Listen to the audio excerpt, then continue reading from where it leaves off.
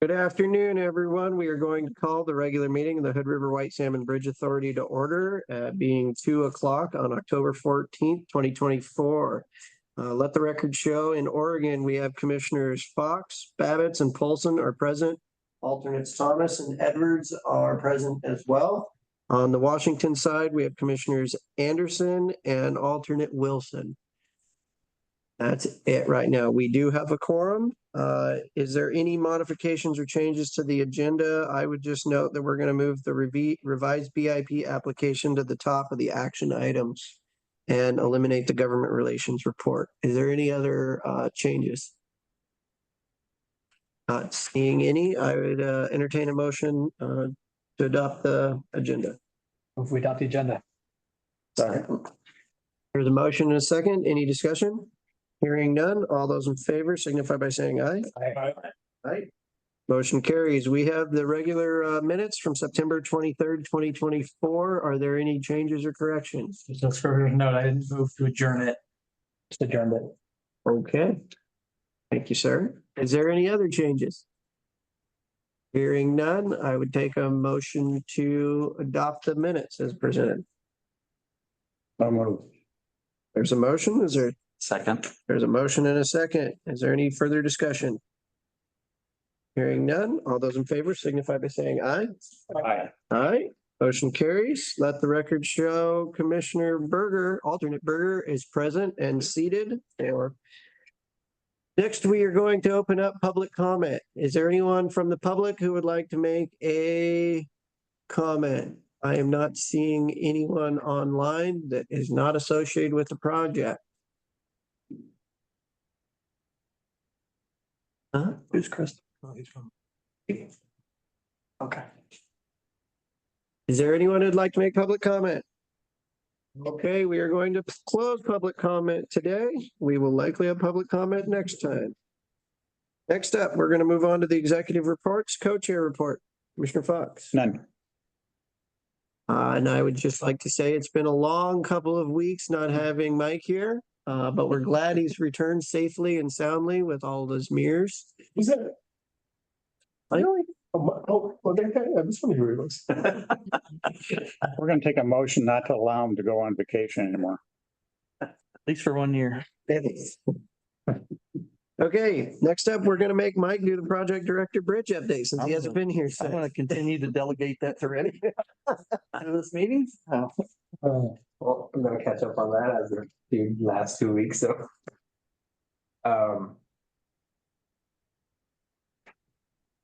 On the PDB, we are continuing to progress our design and evaluate all the deliverables that are coming in.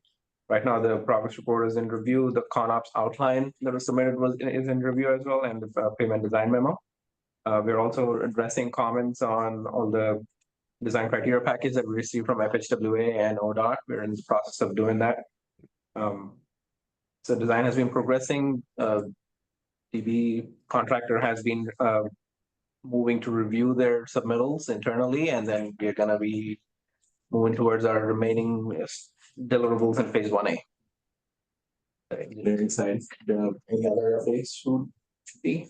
No, I think what I've gotten since I got back, I think we'll cover under the BIP application. So we'll just hold that until then. Was there any movement on any of the tribal meetings in the last week? Yeah, I can report on that we did have a good meeting with Cryptic. We were gone. Made some, I think, some inroads there.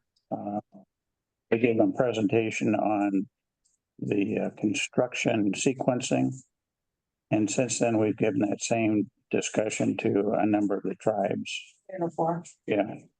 I was a trip. Yeah, I don't know how long you guys think it's been gone. It actually hasn't been that long. I don't know, it's just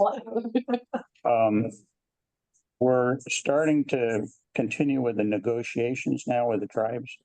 And I think we need to kick around an action item on the negotiation strategy and get some feedback from Kiewit on what we need on the Washington side. See if we can't put that into the negotiations for the 4 treaty tribes. Okay. And I'll follow with Freddie on where we were from the federal action items. WWA meetings. Well, there is a meeting this next week on continuation of 106, First, the first public hearing. I believe it's Thursday of this week. Okay. We have our NESPERS one coming up. That's the next big and that's travel council. Okay. So that's the big one. All right. I think that's it for us then. Yeah, I mean, there are other updates, but we'll cover them up. we will move on. Legal report. I thought I saw Judy. Yes, good afternoon, everyone. Good afternoon. I have a brief legal report on the status of the entity legislation regarding liability insurance. Foster Garvey has been following up with the Special Districts Association of Oregon on that particular issue, and they have revised the draft legislation in response to some comments that were received from the Special Districts Association, and they've sent along those revised legislation to the authority's lobbyists for review. The next item that I have to report on is it's a very brief report. Foster Garvey has reviewed and provided comments to the authority on the draft progress payments policy. So that's being looked at. With respect to the traffic and revenue consultant engagement with CDM Smith, the master agreement, as you know, has been signed with CDM Smith, and the first task order has been signed and issued. And finally, with respect to the interim financing, the Oregon Transportation Infrastructure Bank has provided a $5 million credit facility, and the authority and county officials met to discuss the revised terms of the proposed credit facility. Foster Garvey is working with the county and with the county's bond counsel to develop the credit facility agreement, and they've provided a draft intercreditor agreement to the Oregon Transportation Infrastructure Bank for their review. So they're awaiting response from the infrastructure bank with respect to their review of the documents. And that concludes my report. If anyone has any questions, I'd be happy to try to answer them. This isn't a question. I just want to add a little bit to the discussion about the liability, because I thought this was interesting, and it does not seem to have any legal impact, but the Special Districts Association doesn't want us to be looked at as a special district. They're fine if we're covered by Oregon's the tort claim coverage, but and they're fine. They say if we are subject to that Oregon law, then they would be able to give us insurance, and they're fine with that. They simply don't want us to be called a special district, which I think is fine with us. Yeah, I don't think we care, do we? What was in the original draft? Mark had it in his original draft, and at the request, he took it out, and he said that it didn't have any impact on what we'd be able to do, which is fine. Hey, CDM Smith task order was executed on September 5th, so it's like more than a month ago. They've been working. any other questions, comments? Thank you, Judy. You're welcome. All right, partner updates. Do we have any updates from ODOT, WashDOT, Federal Highways, or any other stakeholders that would like to speak? Okay. Oh, let the record show that alternate Gilchrist is online. Okay.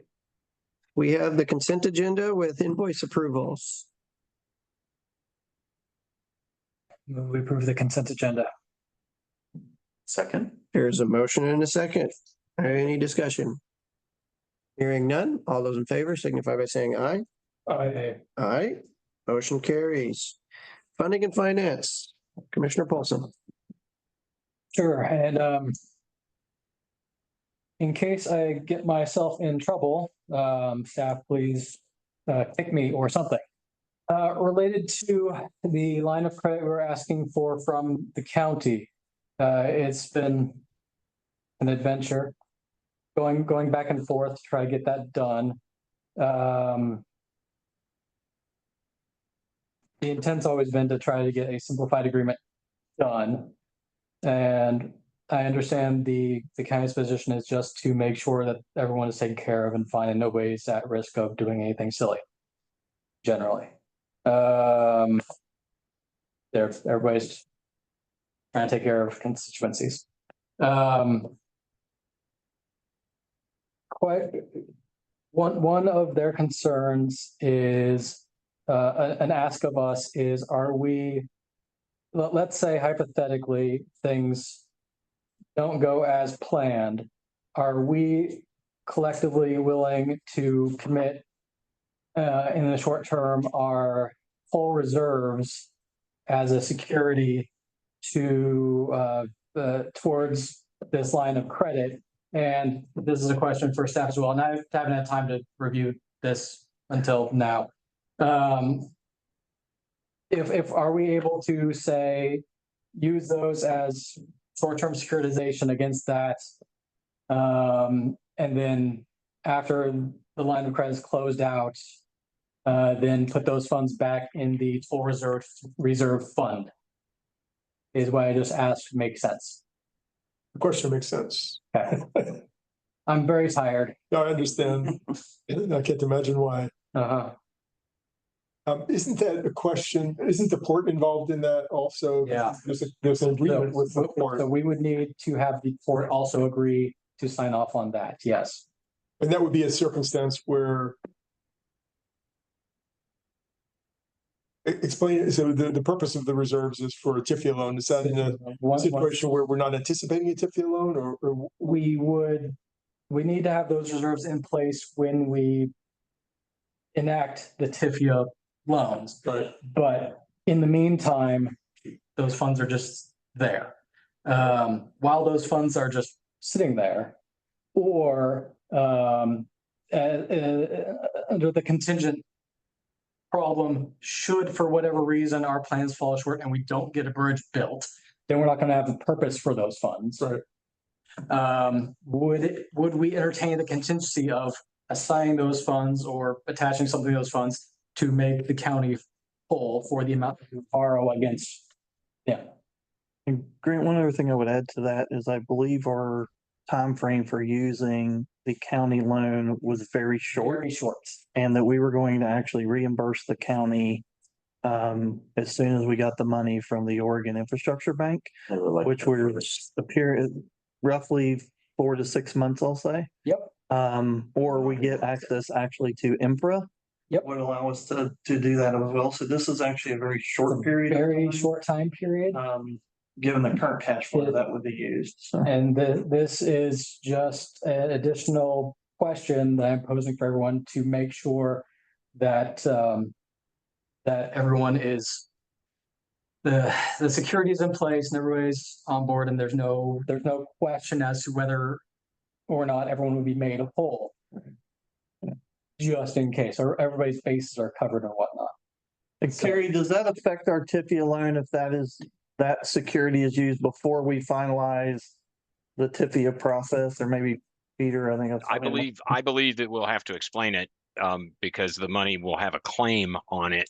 But just to be clear, the money's not ever going to leave the reserve account. The money is going to sit there, and it's just going to have it's going to be pledged as security.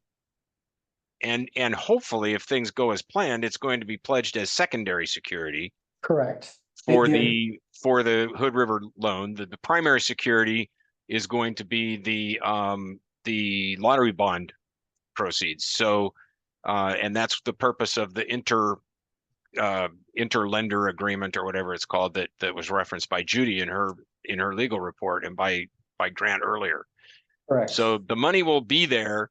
Both parties that are quote owners will have to approve that, but it will continue to sit in the port's bank account and earn interest the way it is today. I guess I would defer to Peter as to how that's going to work with TIFIA. If the time came and that money was still encumbered, could we use it as our debt service coverage reserve? I don't know the answer to that question. Yeah, again, this facility, so the county facility is expected to keep payments going as you make your payments and await reimbursement from the feds through grant proceeds on eligible expenditures. So, you know, as everybody's noted, you would never expect to tap either the lottery bond proceeds for repayment of any draws on the facility or the incremental toll revenues for any repayments Well, no, for draws. So it's simply a security as they do their credit due diligence. They need to work through the what if scenarios and say, well, what if something goes wrong with those federal grants? Where can we turn to? First place they turn to is lottery bond proceeds. Second place they would turn to is the incremental toll revenues. So those dollars should still be there. You would expect, we got to think through the actual financing strategy. We would expect that this facility would probably close upon the closing of the TIFIA loan. I think that's right. So if that were the case, and that's sort of the going thinking here, if you close the TIFIA loan and the sort of conditions precedent to closing that TIFIA loan is a closing of this liquidity facility, which you just need until you get to your long-term financing. You close them both, then it would unencumber those incremental toll revenues and we could use those to constitute the debt. Exactly. We would have to have this, if we were to attach this, we would need to have this facility unencumbered, closed off and done in advance of TIFIA closing, which is fine. We have the financing in place in a timely manner to handle that. This is just where things are at as of today. is the county going to limit us to the amount that we have in that reserve? Because I know that was something that they were talking about, which may not be as big a problem come January, because we'll have. It's January 26th that we had 10 million, not January 20, or No, it'll be January of 25. I can pull up the forecast. Either way, it's in the future. The timing doesn't match up to that. But we would have so right now in the reserve account, we have almost $4 million. Yeah. And by the January, we would have close to 6 or 7, I think. So we would be limited to that 6 to 7 million that was available in that reserve account. I think that is being negotiated. Yes. That is being negotiated now. If that's a term, and these are all negotiation terms, if we were able to hypothetically, and this is all just hypothetical, if we're able to commit the toll revenue account that we have to the side, I would imagine and speculate that that requirement may be off the table. Okay. But they have 2 sources. They may be willing to do the 10 right versus 1. Okay. And even then, this is still, as you mentioned, a pretty finite period of time. Et cetera. And that's based on the current cash flow.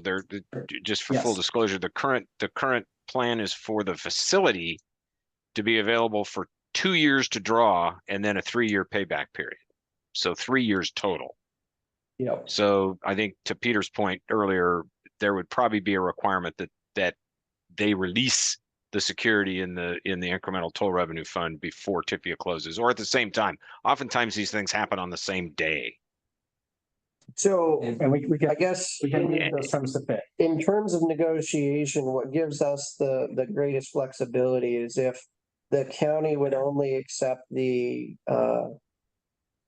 bond sales as the security. And Correct. That would give us the greatest negotiation then we don't have to worry about TIFIA. We can keep that open for a couple more years. So if we ever do get into a pinch, we can still pull upon it. With all this work going into it, it would be great if we could do that. And so I guess where does the board feel? Should we keep negotiating for, hey, the bond sales are good and that should be good enough for you? And the risk of that is the county says no. Uh-huh. Yeah, I'm not sure it's going to be good enough for them because the fact is that the bond sale money is a promise, but it's not in the bank today, whereas the incremental toll revenue fund is real money. Yeah, And so they feel better about having it as security. as well as Oregon Infrastructure Bank in their terms has the #1 spot in terms of that repayment. So they'd be taking the #2 spot in that. It's a concern.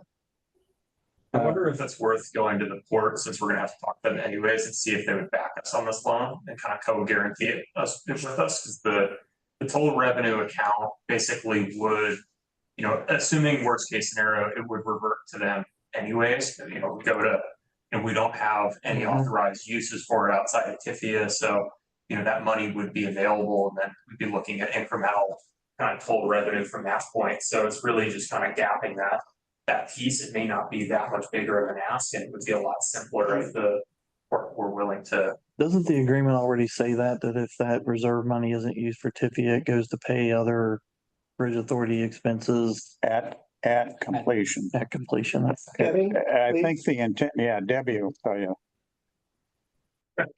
Can you unmute yourself, Debbie? Yeah, can't hear you. We can't hear you. You're mic's muted, not set up. Debbie. No, you're not No. unmuted.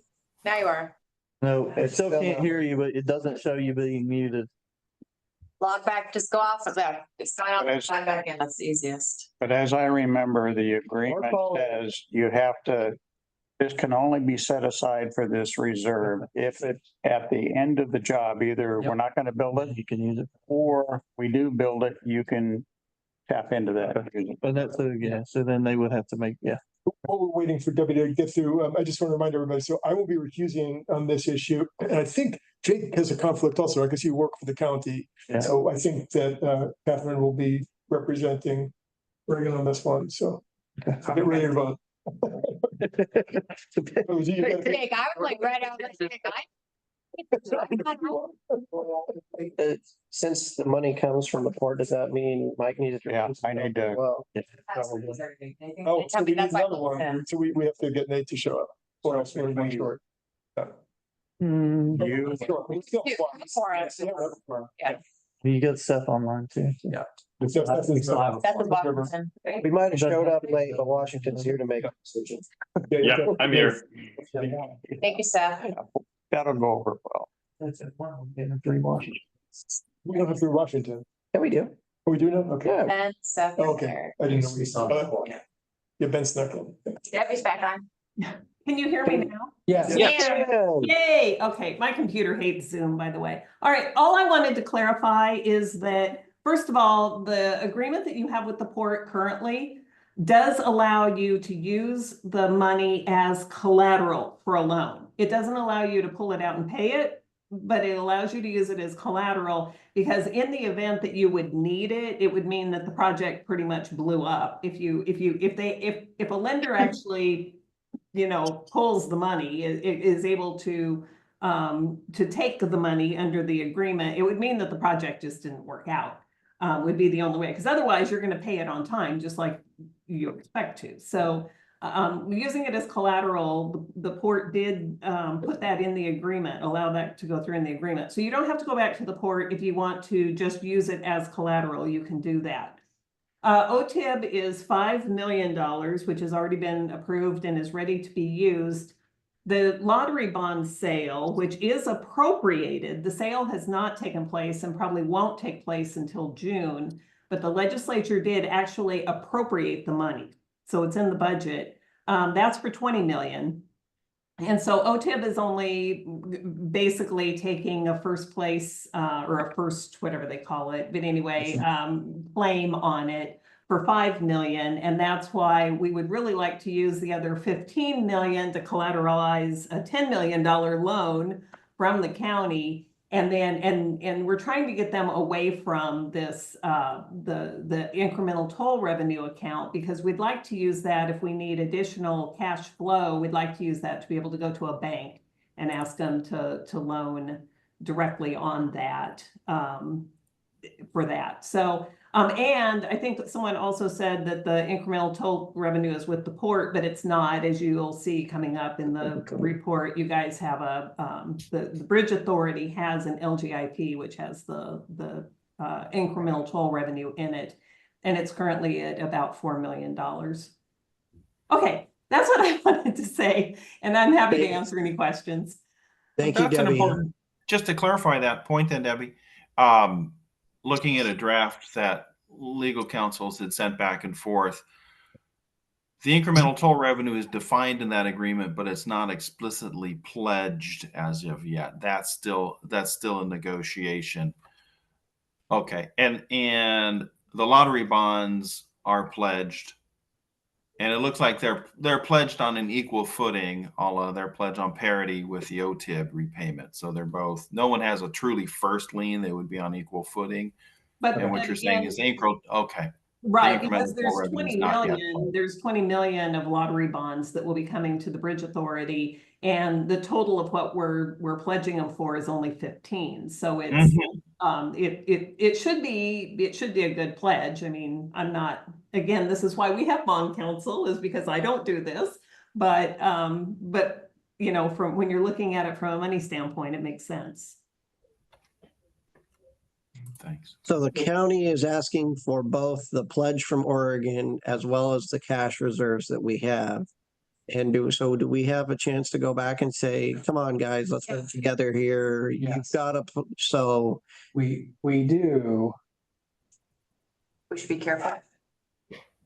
Well, they initially wanted to limit it to the to the reserve account, but they didn't know that we were going to come back and suggest the lottery, and so the lottery bonds, and so we're still in negotiation with them. Yes, we're trying to get them to actually move over and to have the lottery bonds as collateral.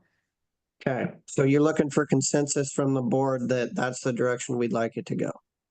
Yeah. Ideally, yes. If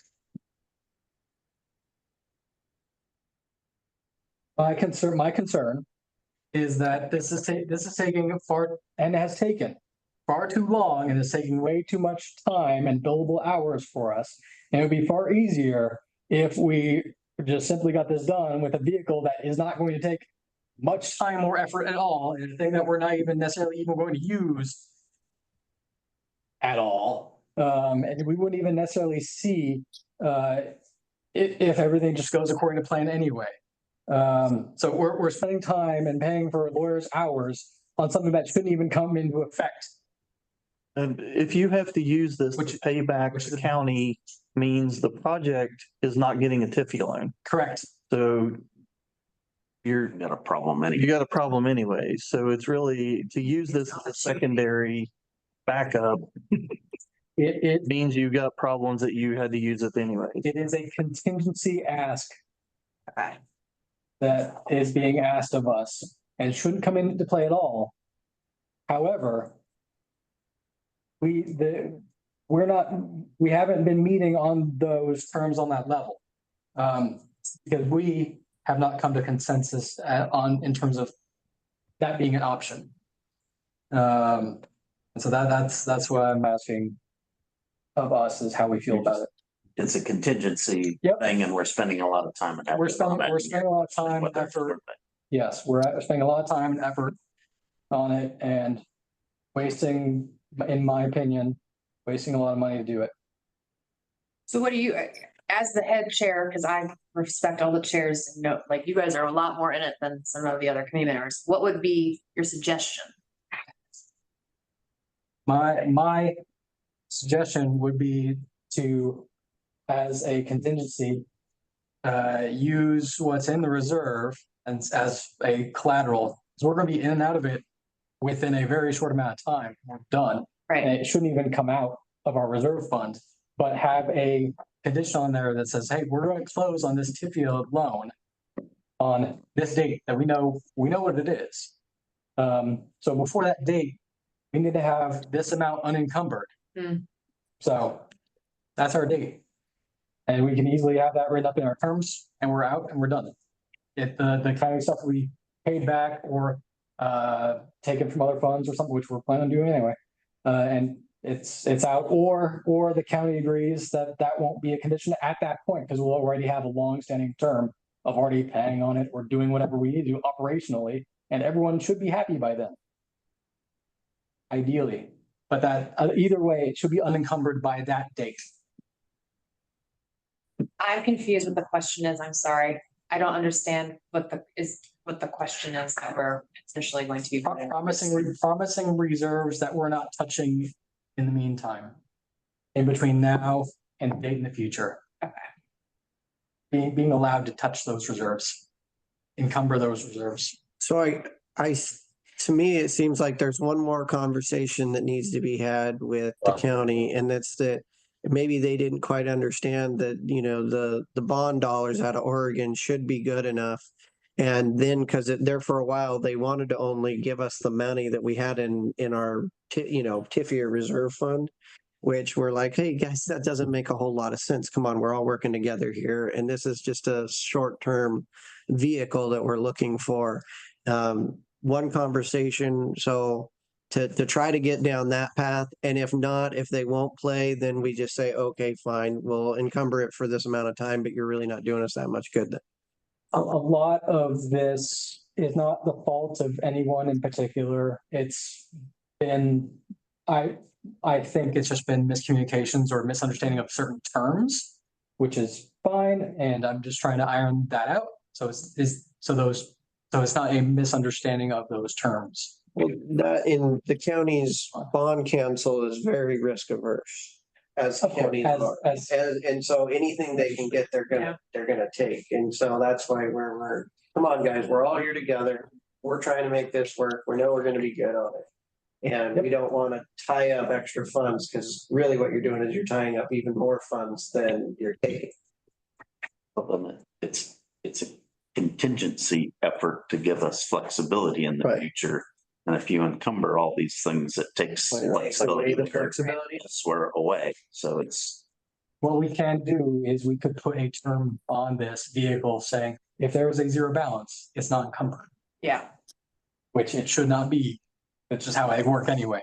If it's closed out, we have our flexibility back immediately. It's done. Okay. So how do you guys feel? I agree with Grant.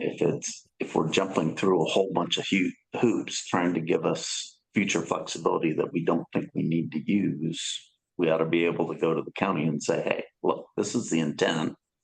If you don't want to help, just say it so we stop spinning our wheels.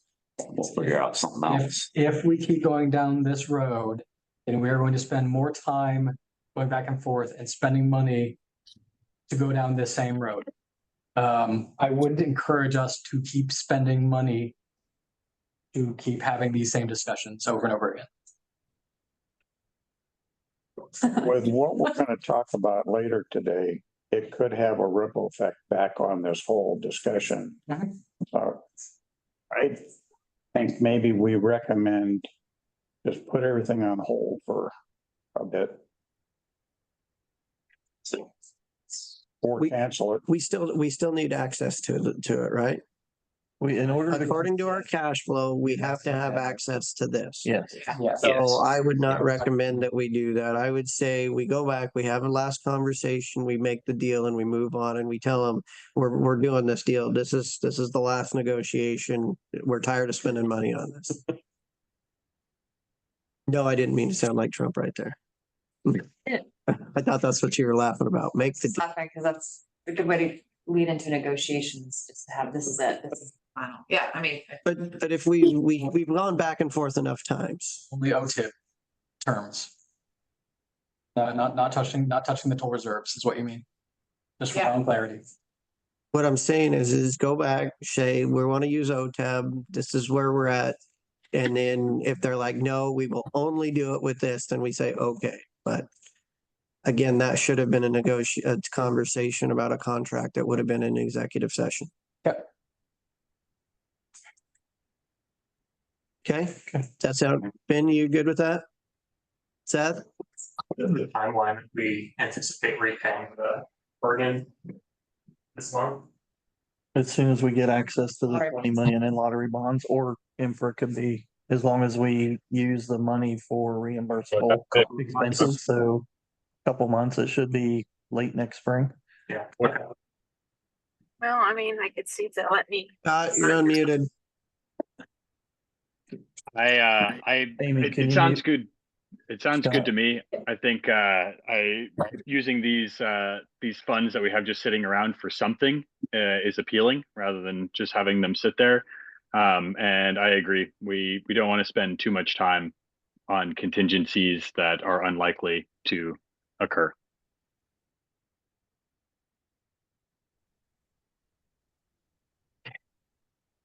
Catherine? Any final idea? No, I'm good. All right. Do you have more for the update? Finance update.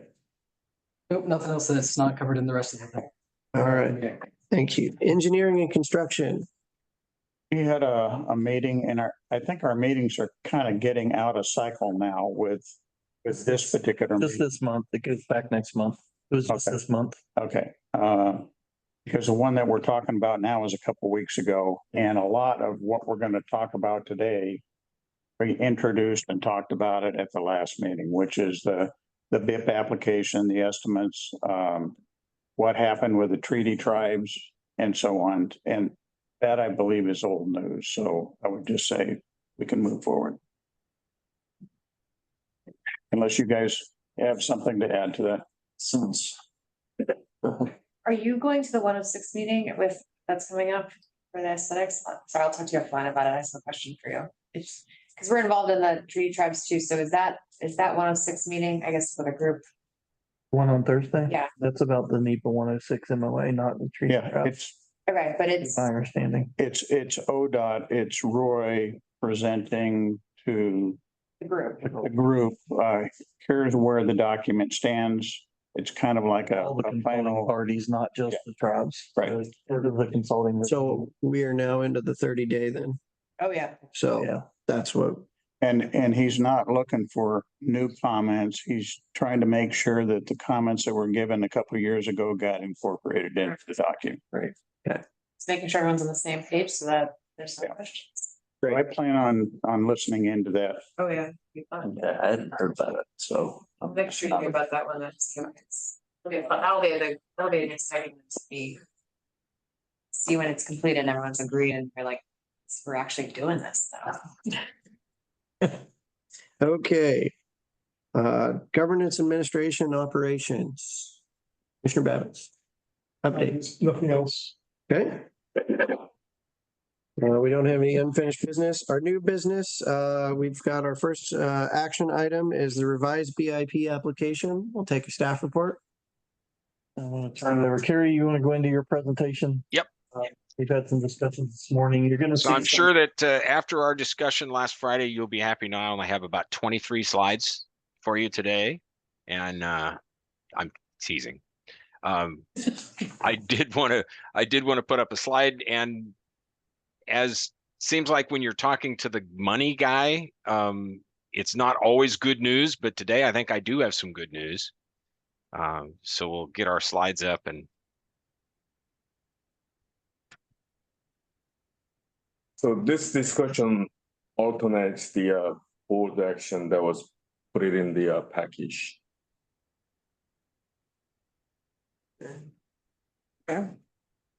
Just point that I'm wing. waiting for the, yeah, That's kind there of- we go. Very good. Thank you. Next slide, There we go. please. Okay. So you'll recall when we were together on Friday, we went through a lot of discussion around revising the BIP application, and there were certain conditions that have to be met with regard to BIP. First of all, the BIP ask, when combined with all of the other involved in this project, including TIFIA, cannot exceed 80%. The BIP contribution alone can't exceed 50%. Then we talked a little bit about matching. We also talked about one of the most important aspects of this is that we have to have a benefit cost ratio that needs to remain above 1.5. And throughout of all of our discussions, I was very, very cautious because we had not yet completed the BIP model and had not yet completed all the inputs into FHWA's pretty complicated benefit cost analysis tool. And so I was concerned that if we got much above $1 billion, we would not be able to keep our benefit cost ratio at or above 1.5 with any kind of cushion.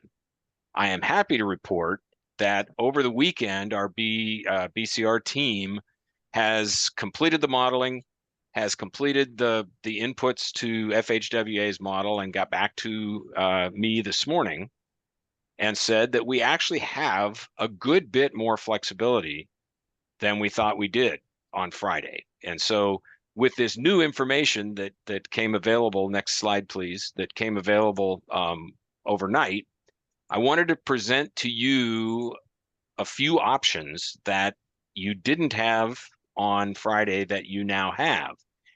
One of the things that I heard from the board at the work session on Friday was concern that at this early stage of the project, 10% contingency is not sufficient. And although that's slightly out of my bailiwick, that's really more of a construction and engineering question. It did seem a little bit thin.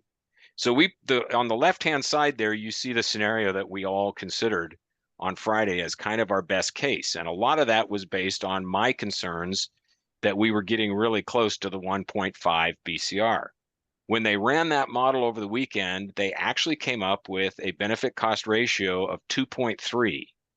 And that 2.3 includes a lot of the haircuts that we were concerned about. And so it says, even if they give us the closest haircut, we still think that we're going to be at a 2.3 BCR and feel very good about that. So what that did is it opened up the possibility of what if we were able to give ourselves a little bit more contingency in our project budget and ask for a little bit more money from BIP. And so we developed two additional scenarios for your consideration. One of them has a 25% contingency, and that includes a BIP request of $477 million. And that still meets all of the criteria, and we think we can get right at a 2.0 benefit cost ratio with that scenario. We also ran a scenario with a 30% owner's contingency. That's a $532 million BIP ask at a $1.12 billion project cost. And that we think would result in and I'm very confident when I say this, a benefit cost ratio of 1.8.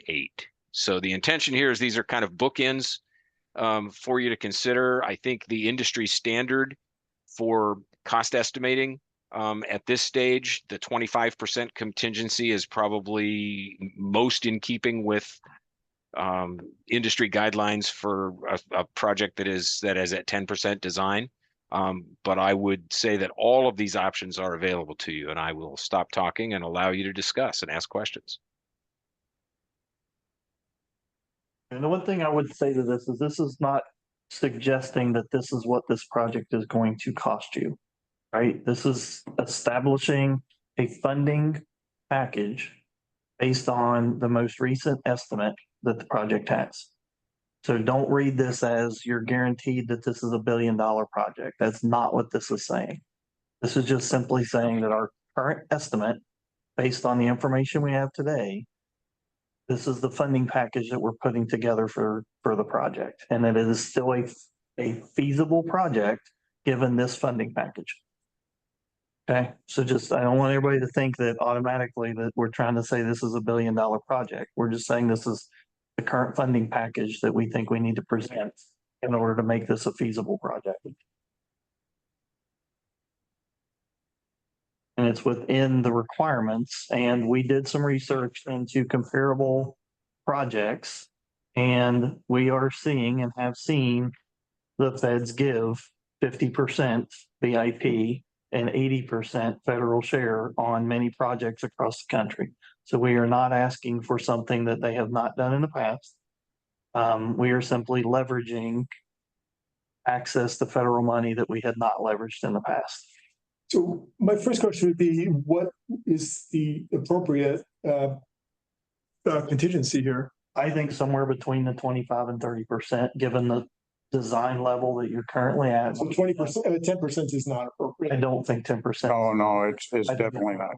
If you go to AACE, I would be shocked if it were. I just want to get that really clear. Yeah. so if you remember the 520, we had 30% in there.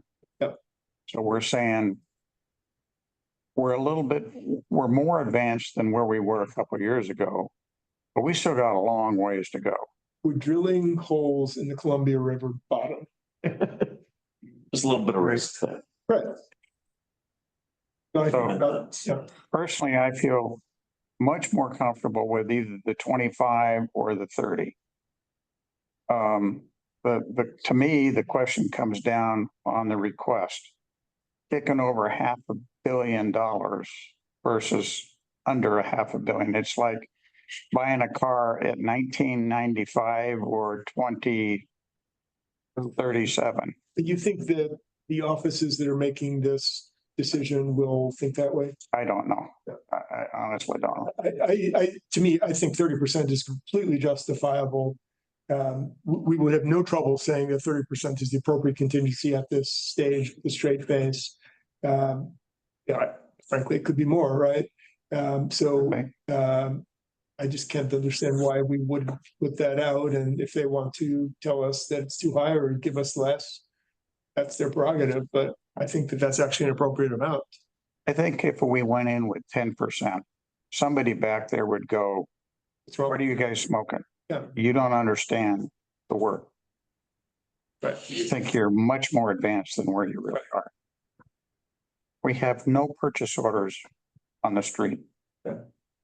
No contracts on the street other than the progressive design bill. So what's the argument against 30? Carrie, can you talk about the There's a- 1.8 BCR? Because we're using a BCR that has not been validated by the federal highways, because we upped our BCR, making a lot of changes, and that didn't go in front of them the last time around. We're not going to be claiming any benefits that they have not seen before. What has changed in the new methodology is basically some changes in the discount rate assumptions going forward that actually increases our benefits and helped us quite a bit. And so, for instance, the BCRs that I'm showing here include getting no credit whatsoever for the loss or for the increased travel time for medical care. That is something that we found to be a pretty big benefit in the one that they've seen, and they disallowed it. And so we have run the analyses over the weekend and said, let's just suppose that they're not going to budge on that. We're still going to put it in there and suggest that they should accept it. Those will only help us and can't hurt us. These are kind of a worst case scenario with all of the different benefits that they've already seen and judged, throwing out, not including the ones that they've said are not acceptable. So I'm a lot more confident. Yeah, this is the worst case deal. This is kind of worst case. I'm actually pretty confident in these numbers. If we went with a 30% model, we would be claiming a BCR higher than 1.8, but we would be not surprised if they cut it back to 1.8. I don't know that we would be able. Yes, I think you're right. And when I say higher, I don't think that we're going to get to a 2 at 30% contingency. Okay. That was my next question. Yes. Keep in mind as well, there is some contingency that the construction cost estimate that is the starting point for all of these has in it a 5% contractor contingency. We're talking here about owner's contingency. Yes. Yeah. And 1.5 is the cutoff for the grant applications. They don't care if it's 1.55 or 75. So if we put it in and we think it's 1.8, and they come back and say, no, we disagree, it's actually 1.4. do we then have the ability to reduce our ask at that point? So this is our chance. So This is There a- is nothing on the books right now that suggests we'd be able to, because this is our second bite right now. So So that is one risk that you're taking Yep. by going to 30 is you're reducing your potential.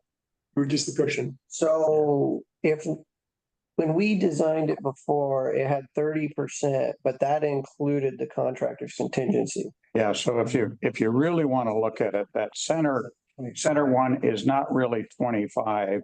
It's probably 27, 28. When you take the contractor contingency over the entire amount. But the contractor contingency is bid contingency and general. It's not really They're gonna yours. spend it. Yeah. It's Not yours. it's part of the cost of the work. They put it in contingency because we can't identify it. We know we're gonna spend 5%. We just can't tell you what it is. Exactly. So But to be consistent with the way we applied last time, the number wouldn't be 30, it would be something between 25 and 30. Yeah, because you know a little more than you. Would be probably 27, 28%. The 30 number is probably 32, 33. So I guess the other question would be, Carrie, they always give haircuts on these things. How much haircuts did they give into the other projects from theirs versus ours? And how close are we cutting it at the 1.8? As I am, like Arthur said, it's really easy if they could cut it to a 1.4 and say, sorry, you don't meet it. You know, we're going to keep our 500 million. So Carrie, I'm gonna ask it a little different end. If you did not take out what we assume they're gonna haircut us, where would the BCRs be? Or how much did you take into account? Because this is already our assumed amount they're going to haircut us. if we went back to our original benefit cost analysis, which is the one that's attached to our original application, we went in with, and Reddy, you're going to help me here. It was in the 4 range, 3 point. So in November, when we submitted, it was 2.57, and then in March, the one we did not submit with the new discounted rate was 5 point something. 5 point something. 5.5 is what I recall. So if we just take that and we double the denominator because the project cost has gone up, we should be somewhere about 2.5, 2.7 range. So we're giving ourselves a quarter of a point haircut by accepting all of their, we're just accepting all of the haircuts that they've given us. And again, we're not introducing anything new. And so I'm not expecting us to get, and I think it's possible we won't get any haircut. So the risk is they find us a new haircut. Well, and here's the risk. The risk is that we get there are different evaluation teams. If we have the same people scoring our application this time that scored it last time, I think our team is pretty confident. But they mentioned that to me this morning. If we get a different team, they may not disagree with the first team and they may find more haircuts. That is always a risk. And therefore, you know, and you certainly saw this in me on Friday. I like to be as conservative as I can be and go in with as much cushion as I can. But I wanted, you know, this is a lot better than I thought we were looking at on Friday.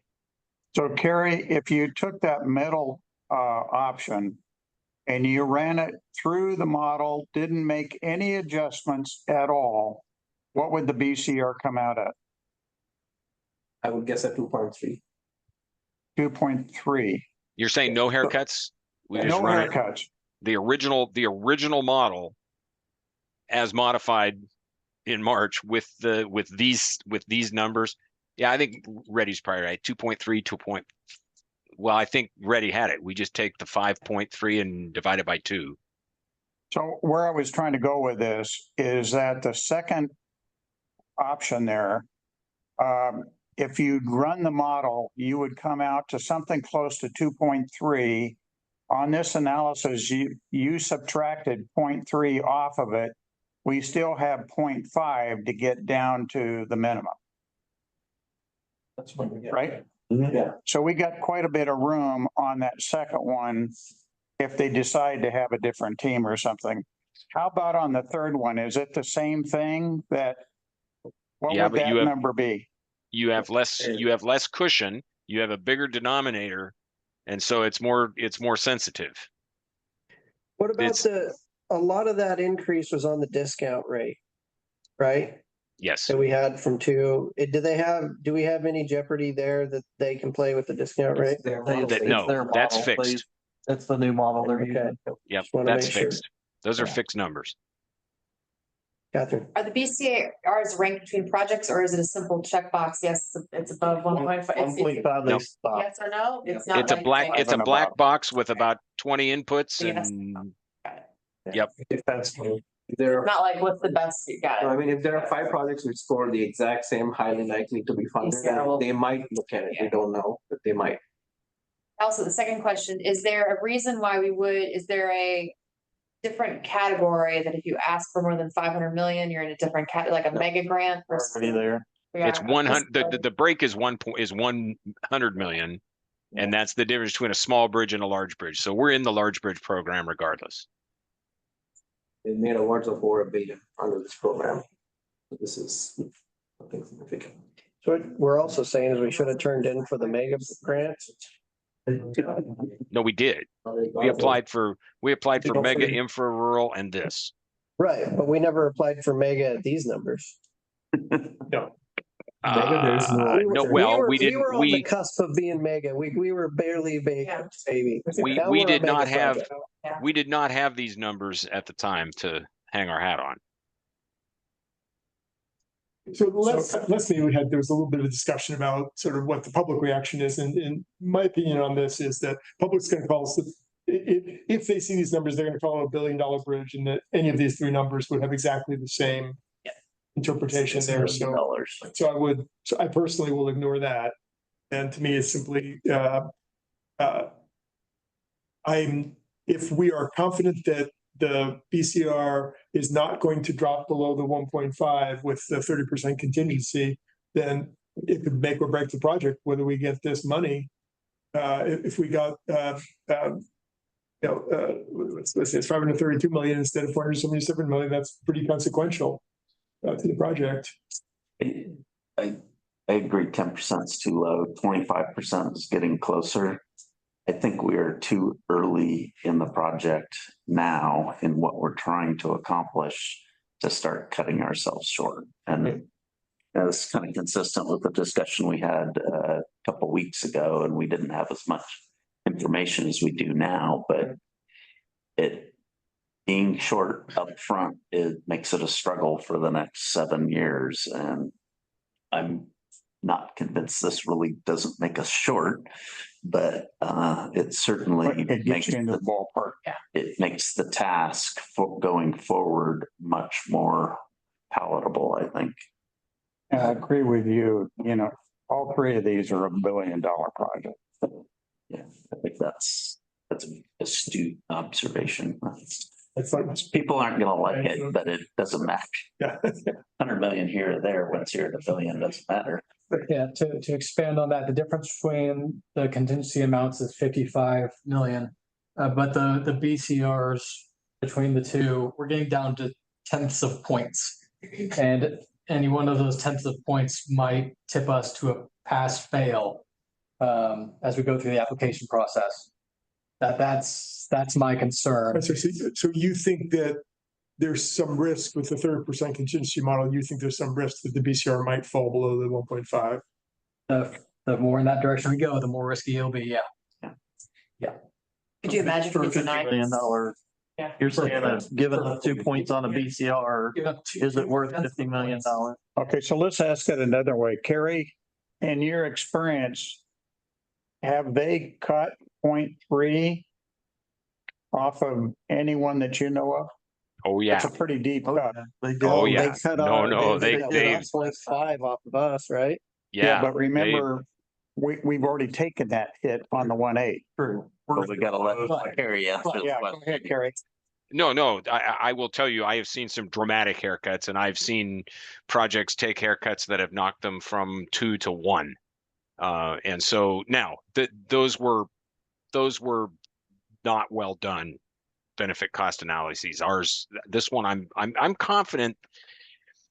You know, as I said, I'm conservative. that's kind of what I think you want with somebody who's working with your money. But I also think that we've run this to ground enough that I'm pretty confident that we can make it stick at the 30% if that's what you want to do.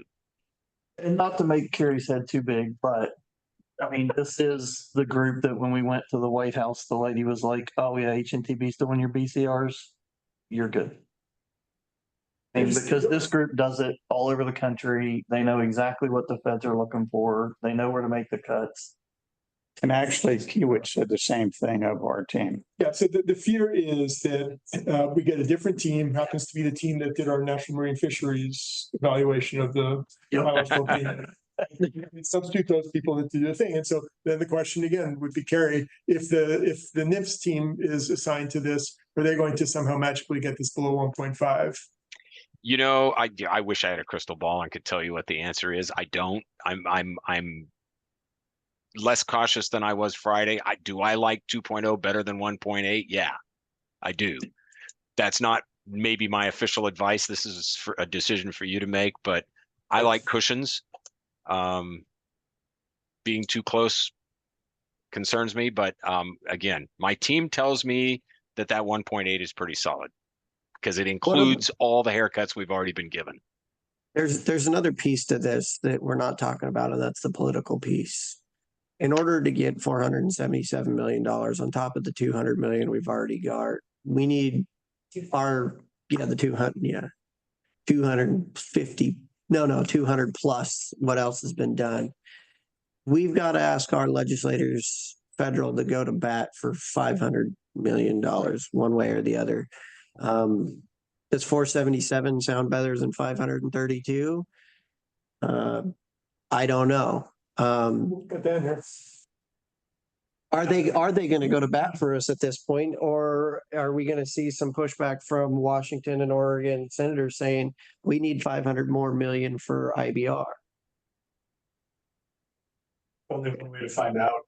I mean, I think that the question of, does 530 or 470, is there that big of a difference between those? I don't think, no, not really. We've already got the 200 from infra. The biggest thing on my mind with this is, in addition to how we score and how our support lines up, that's what we can control and that's what we can care about. But we're going to get either 0 or 1 more bites of the apple. And so the thing that we want to avoid is asking for too low of a number. Project costs increase over the next 3 to 4 years, which we know they're going to, and we're stuck in a place where we don't have any options. Another way to look at that same thing is you're talking about, or I think Carrie's term, they like some more cushion. The cushion plays against the actual cushion, which is what our contingency is. That's cushion. That's what we're looking for. So we're looking for getting that number high enough so that the project in the end has a chance of completing. If we lower that number, if we lower that cushion in order to give ourselves cushion in this application, we're going to come back and deal with it again. We made that decision. And you're going to have far fewer options at that point. And we've got one option, and this is what Jake Fi keeps pushing on us. And that's what should your toll rates be?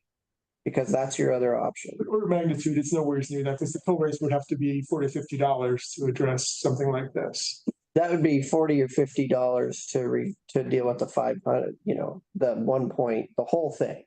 If you 105 million to a number that makes a difference in this picture, to go from 105 million to make up the difference of 50 million, you're not talking, dollars. You're talking maybe 75 cents, I think. For getting to 50 million. Oh, you're talking about to make up the tune up.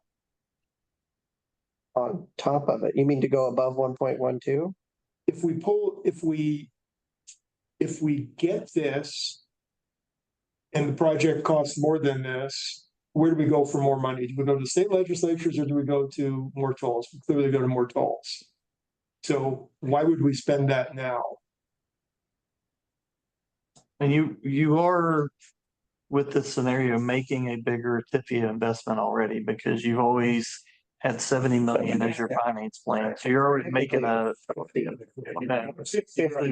So you're already making a $50 million additional investment.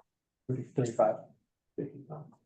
Yeah. Well, quite frankly, in our overall project financial plan, it's 70 million. On our last, on our original BIP application, it was 50 million. 50. Yes, We more than doubled it So in this we- model. Yes. Yeah. So I mean, as far as asks go, you're doing the same thing Right. locally that you're doing federally is asking. Right, but this, but the discussion with Representative Phi was he's more pushing back on the state of Washington giving us another 50 million. If you want another 50 million, have you really pushed your goal as far as you can? And I think that that's a political argument that we have to work on and get some advice there. But I'm not. He didn't say I anything suspect definite. that Representative Phi would be delighted if the federal government would agree to give us 532 million, because the pressure would be off of him completely. No, he still has to come to the table with his full amount. With the rest of his commitment. Yes, he does. With the rest of the state commitment. The reality is 55 more. The reality is from the early fundings, we've doubled our federal ask, we've doubled our TIFIA commitment. The only thing we haven't gone after is additional funding from the state. That's right. That is correct. That's important. I guess the issue is what's the chances that they're going to come and say, you don't have the full state match committed, so we can't give you that much money because we can only give you up to 80%, and that's not committed. If it was committed, we could say this is the total project cost. Yeah. But if you subtract that off what the states have currently given, you're not going to be there. Because that's my big issue is in the last one, in our last application, we weren't asking for any more state dollars. The only hit we took was due to the TIFIA not being signed, and that knocked us down a peg. Now, if we're coming in and we're saying, hey, this is our funding package, we need still 105 million from Oregon and another 50 million from Washington. It's not committed yet, but we've got these letters of support from our local legislators.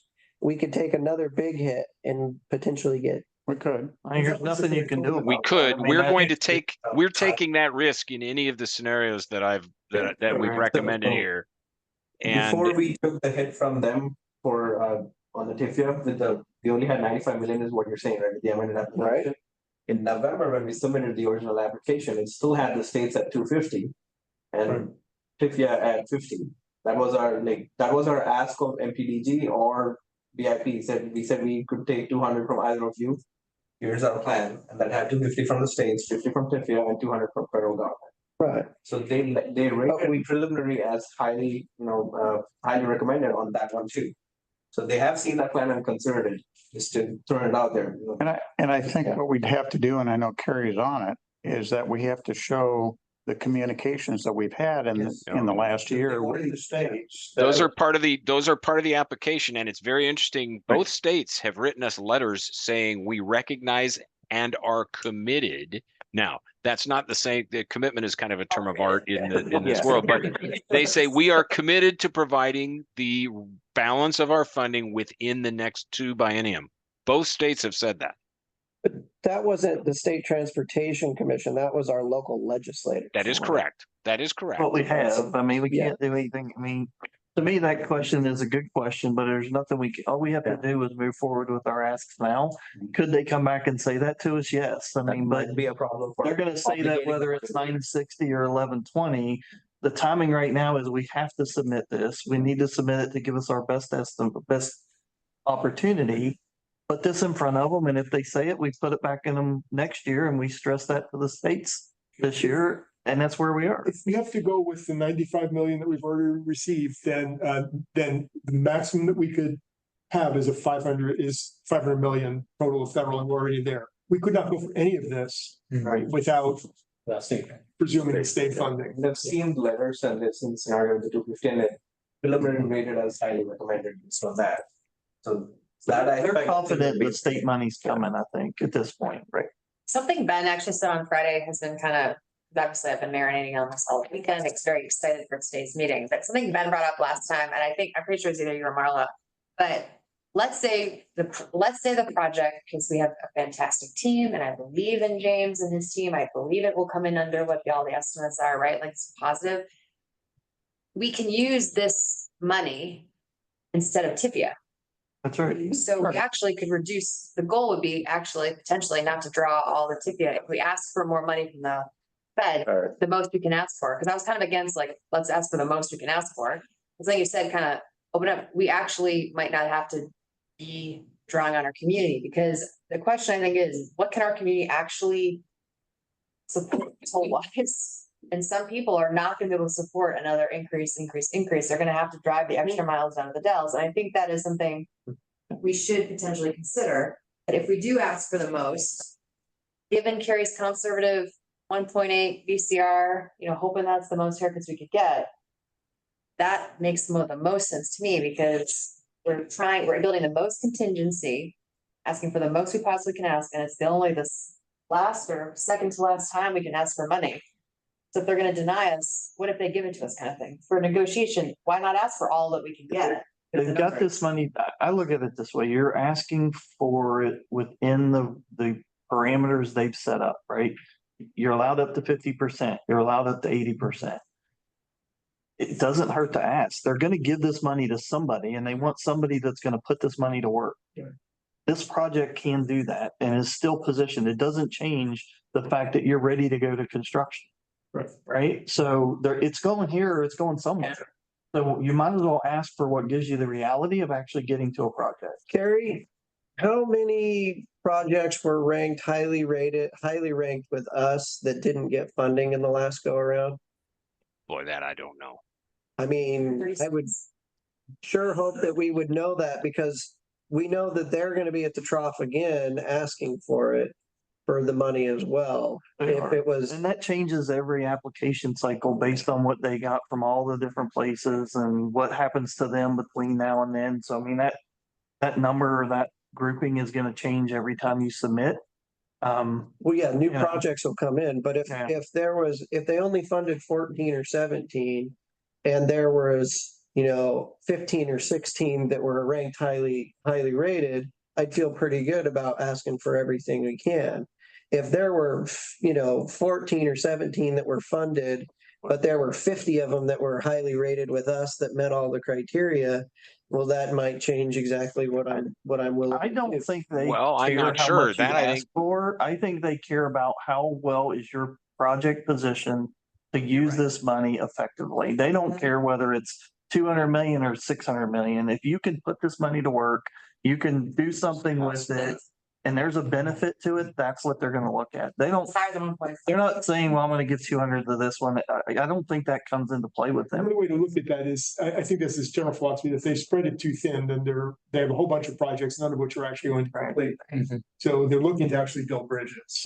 No, and if you keep in mind, the purpose of the bridge investment program is different from the purpose of the other programs, the infra, mega, rural, the other ones that we applied for. BIP is strictly bridges, and it's big money. It is intended to fund projects that could not otherwise be funded without massive infusions of federal money.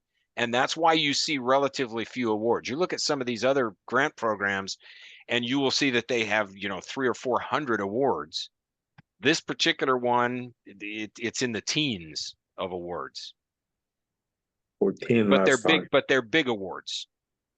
The other good thing about doing this now is I think we get one shot at why all of this has happened. Yeah. And we've got kind of a good story on that. And one is the deeper foundations and inflation way above what most indices suggest. They know, and they know that story. Yeah. So if we try and use this, but go for a small amount, you're not going to be able to use the same excuse the next time, if there is a next time. So it's kind of like go big or go home. So I would like to put a motion on the floor, so we're actually debating something specific. So I would move that we authorize staff to go with the 30% contingency model and proceed with the documentation and preparation of that package. I would second that motion. I'll third and fourth that one. There's a motion and a second. Further discussion.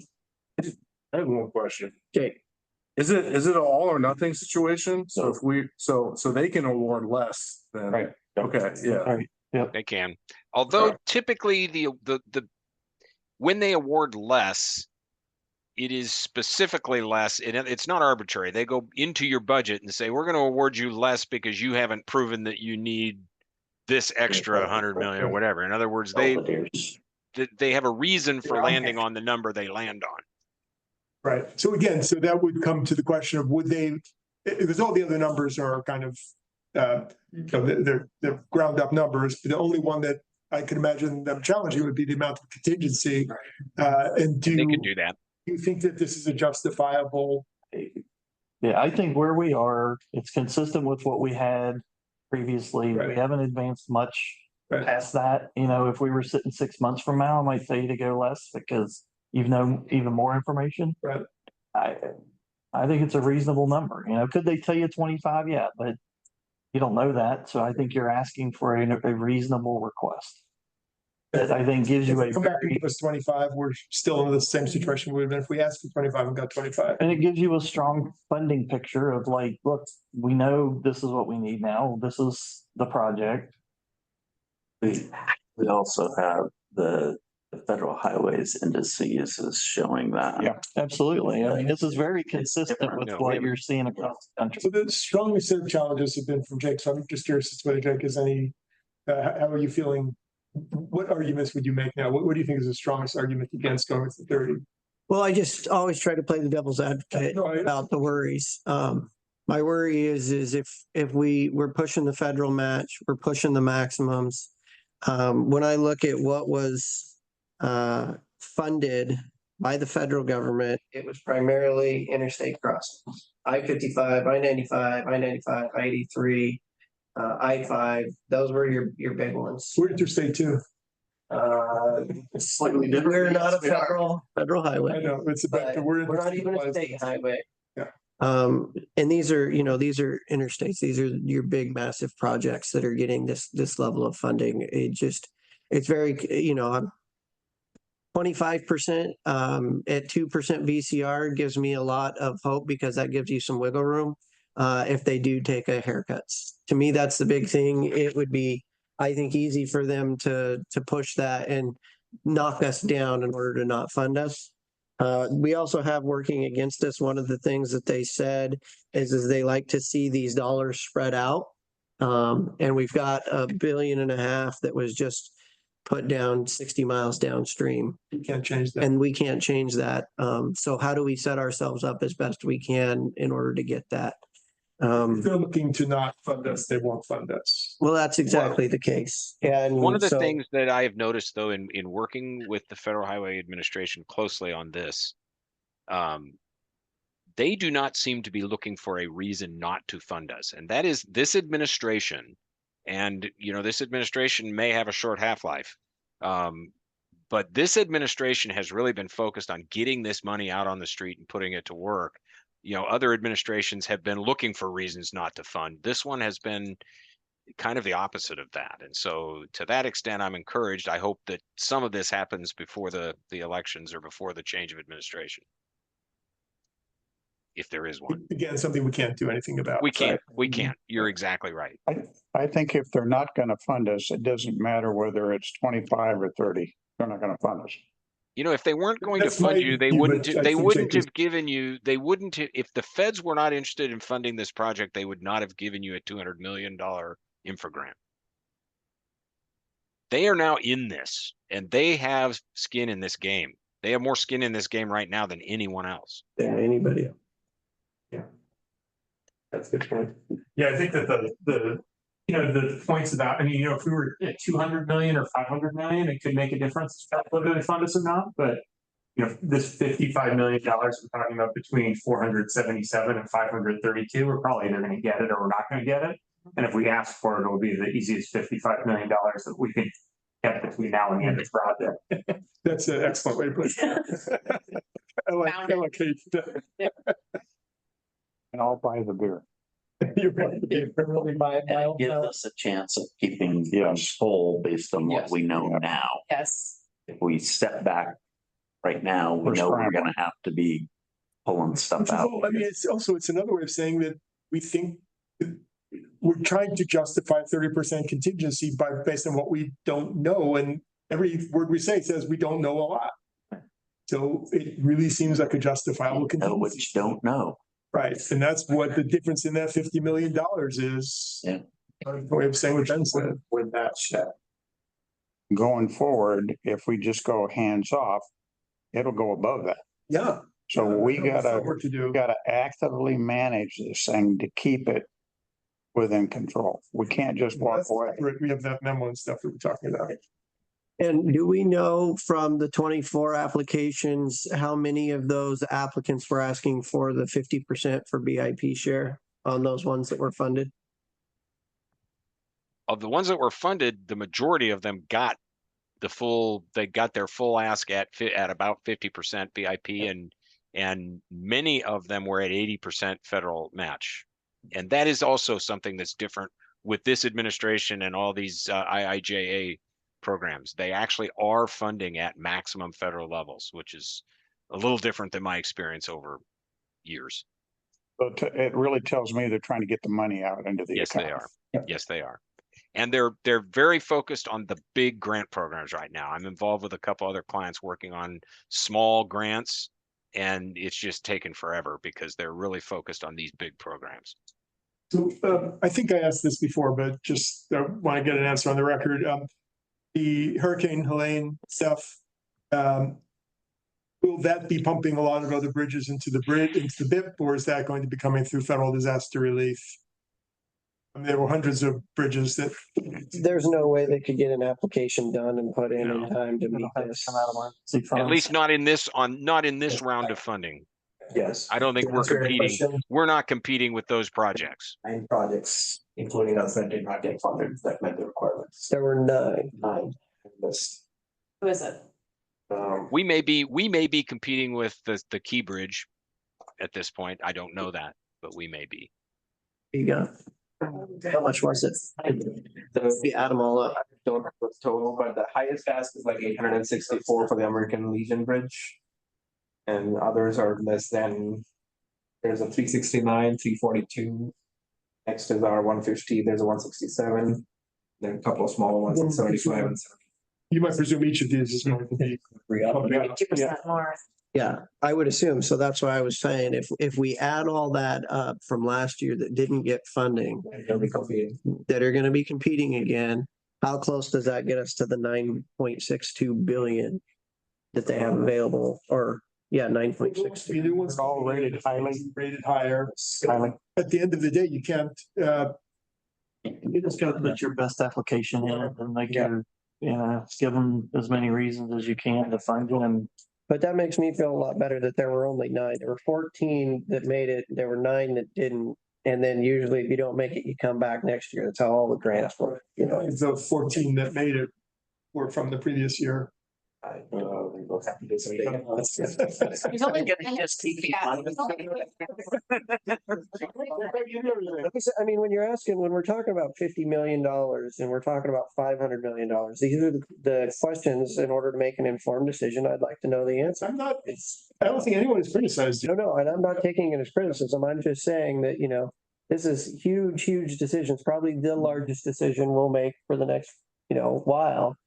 And what's going to set us best up for success, knowing that we don't have many other levers to pull unless we want to go for a raise grant or something else, which we probably need to be doing. One thing that is interesting though, we're the only ones from the Pacific Northwest, so that it's not like we're competing against somebody else. So there's 2 in California, 1 in Florida, 1 in Kentucky, 1 in Maryland, 1 in Minnesota, 1 in North Carolina, New York. Those are the ones that are remaining. If you look at the total awards out of the BIP program, the largest grant, maybe second, was to IBR.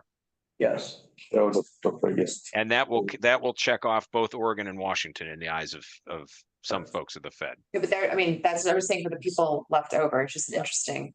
It's nice to know we're the only ones. Luckily, we have people in the right places at the feds. I mean, yeah, the argument is if they're gonna say, we're not gonna pay for 2 bridges across the Columbia River, then screwed. But at least the feds have already jumped in there and give us 200 million.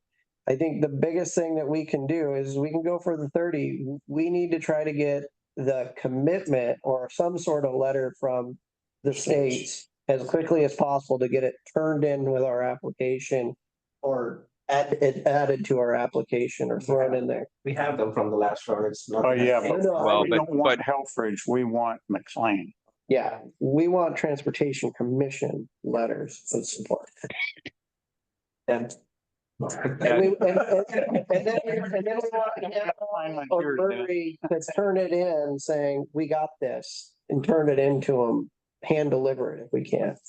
I will say that and there is an opportunity up until the day that the decision is made and it goes to, it leaves the technical review cycle. Letters of, actually maybe even after that one, even if it's on the secretary's desk, letters of support, letters of commitment would be helpful. So it's not like they have to do it by Friday of this week. Although to your other point, this underscores the criticalness. I mean, if we are fortunate enough to get 532 million, we are going to need every penny of the state's money to match that. Yes. Yeah. Oh, yeah. Yeah, but that gives us a lot of leverage with the states too. Yeah. Yeah, or it gives the states a lot of leverage because every dollar they put in is being doubled. Yeah. More than double, 4 times. Yeah. So we've got a motion on the table. Is there any further discussion? Yeah, I have one issue which I want to bring up, and so I'm prepared to vote on, but I have a bunch of questions concerning. I need to be fully informed and knowledgeable in order to make these arguments as we continue to talk with legislators. And we received a letter which describes where the increases came from, but that letter is not in sufficient detail for me to feel that I can make those arguments. So, Jake, Can we have this conversation after this? Because this can be its own conversation, I would say. I suppose it's just because this is part of communications, because that's what you're really talking about is how we're going to communicate this, how you're going to communicate it. What I'm saying is in order to support this, I need to know that I'm prepared to support this. Yeah, that's why I brought it up now. I'm okay moving it on separately, but is there a reason not to talk about it now? I was just thinking that we're probably going to want to have a whole conversation on communicating this out to the public. Okay. Can I make a comment on that? So your communications team has kind of, released with all the news messaging. We'll update it with whatever numbers are moved on and decided today. Along with that will come just kind of some background and talking points for everybody on the project team. So they're able to talk about kind of where we're at with our application, what got us to this point, specifics on cost drivers, et cetera. Now, have you seen beyond that memo that Reddy sent us? Have you seen? Yeah, I think it's a draft that we had to develop pretty quickly since the numbers. I'm not criticizing. I get that. I know that Jake had a spreadsheet which had a whole lot more detail than that letter that you sent. And so I'm asking Den, have you seen anything beyond that letter that we got? He was copied on that same letter. He's seen that. But you haven't seen anything else? Not that. So you don't have any deeper detail? Well, yeah, I just based on what we have. You're talking about the reconciliation letter? Reconciliation letter, as an example, it has, the deeper piers result in this much money, but I can't separate out what about the deeper piers is causing that. Oh, similarly, there's the governmental, I'm sorry, what's the no, there's a governmental there's a category which sounds like government bullshit to me. Bottom line, the estimating. There you go, thank you. The estimating folks can take that sheet and take it down another level and then a level below that if you really want it. Right, and I need to see that is what I'm saying, because I was asking if Dan has seen that. They haven't put that together yet. Actually, I mean, they have a spreadsheet. We haven't made it ready to be shared yet. So I guess my point is that relatively quickly, people are going to be calling, asking me questions and calling, asking each of us questions. And I don't feel prepared to justify these numbers fully at this minute. So for example, they were trying to set me up with Senator Turner tomorrow, I think, or something. And my schedule is busy, so I can't do that anyway, but I would be prepared to talk to someone tomorrow about this subject. Because I haven't seen the talking points yet. We haven't. I'm gonna be on that one. And I can do it. Say, I mean, yeah, you know, it's a problem, right? Okay, and then our conversations on Friday with our federal folks, did you make those phone calls and what, did you let them know a specific number? Or did you just let them know, say something's coming? Our lobbyists made those calls. I didn't do. Do we know what they said? You know, we were calling at something like 5 o'clock on holiday weekend on Friday, so there were a lot of voicemails left, but we followed up with each of those with a brief email that just said, hey, you know, we're having discussions toward this end. The number is somewhere around here, but that'll be finalized on Monday. So yeah, but the number you said, and we got to be careful here, is 960. Yes. So we're going to have to come up with a means if we're going to change it to 1120. We got to, and it's an easy one to explain. The 960 is at 10% contingency, and we think that's way low in the industry. And to get it where it needs to be at 30%, here's how much we added to contingency. Great. And we saw that, you know, we knew that this could happen. And so we kind of put a curve in that. Hey, this is where the numbers stand right now. We'll get back to you after the Monday meeting, follow up with an email that gives the exacts of what happened. So I mean, the easy way to put it is the board insisted that we use the same contingency model that we did before, that we don't have the contingency just to make it seem like it's cheaper. Okay. Which is a smart thing for a board to say, and they'll say, yeah, that makes sense. Right. I have an additional question about the motion on table. And Carrie would be the best to answer this. Do you have any odds or give any more clarity about any additional likelihood that either being assigned to a different team or any different discounts might be assigned to this that might get our BCR below 1.5? Is there any discounts? Any the only thing that could happen at this point that would move us below 1.5 is new and additional haircuts that we haven't heard about to this point. Now, with regard to the bigger picture, could we move out of the highly recommended category for another reason? There are numerous things that get graded in this scoring rubric. The benefit cost analysis is one of them, and it's one of the most important. And I think it's unlikely, the project merits haven't changed, but I think the one that Jake identified, or I'm sorry, Commissioner Anderson identified earlier in the meeting, which was, you know, our funding situation is no longer just the state funds that have been programmed. It is now the state funds that they've acknowledged that they're committed to getting, but they're not really committed in the federal terms. So I think that would be the risk here, but I think the BCR will survive. You put those odds at quite low. I'm not going to get in the business of making odds. Sure. I understand. Okay. Is there anything else? Okay. We have Fox, Babbitts, and Polson on Oregon. Anderson, Gilchrist, and Wilson in Washington are our voting members. Good. Yeah, Marla we got out of this one. All right. Is there any further discussion? Hearing none. All those in favor signify by saying aye. Aye. All those opposed? Oh, almost got us out there. Okay, motion carries. And I will mention that it is unanimous. We have. Yeah, no, you said it at the right time. HNTB contract, the raise grant application. Yeah, this is just to budget PWIT with some funding for, I'm sorry, KMC for some funding related to the raise grant and doing some scheduling in a site for one of their independent persons. But the guy we're using, they're bringing somebody else in. So we've just gotten to where we define their scope and what their role is going to be. So it's, I think, $12,000. $12,000. But this is out of the 3.6 million raise. Yeah. Out of it, task 17, we have the budget items for the scheduling and then monitoring thing. And then we decide to give it to a more specialized from KMC to coordinate with the overall schedule. Yeah. For phase 1A. We said before in a past meeting that you were gonna kind of take the lead on this whole operation. Yes. Yes. Yes. So have you seen this? Have they come to you? So what's happened since that meeting is I met with the presenter.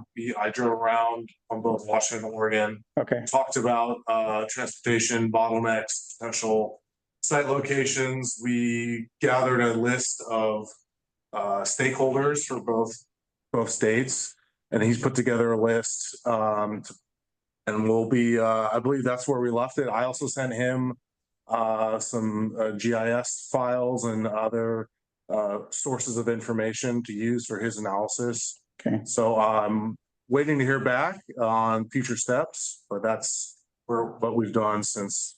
So I would just recommend, this grant is kind of a little weird here, I think. Our basic mission is go build a bridge.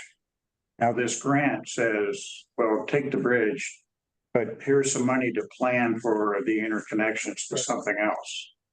So what we're doing is kind of setting up, we're going to use part of that 3.6 or 3.5 for the bridge, and the rest of it goes outside. And I personally didn't want to get all of us all mixed up with that money that's going outside. That's why we ask you to take the lead on it, and we don't want to dilute anything from getting the bridge built. But it's still extremely important that. Totally agree. Totally Yeah, I mean, you get a bridge and the bridge isn't attached to the system. Yeah. Totally agree. Yep. But you're quite right that we shouldn't distract ourselves with it, and it's great that Jake is willing to keep that moving. Yeah. We're gonna be really thankful for this when we're done. Absolutely, and this is just the tip of the iceberg. And that's where I was concerned, and I'm really happy that Jake stepped forward to take on this thing. This money is to identify things that we're going to put forward for implementation grants, right? Yeah. Yeah. And the idea is to really, my objective is to really limit the scope of how far we're extending our scope is going to be. So we're trying to keep that narrow and develop an action plan, a document that we can hand over to both counties and say, here you go, here's what we've provided to you for you to go after future grants on your own. And cities. And cities. So, yeah. Okay, I move to approve the HMTB contract raise grant budget allocation.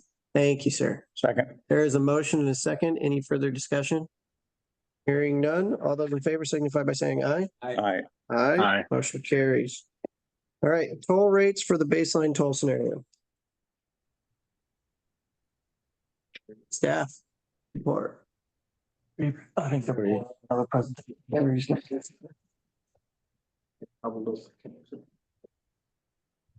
Yeah, we try to consolidate carry into one meeting so that you guys don't have to.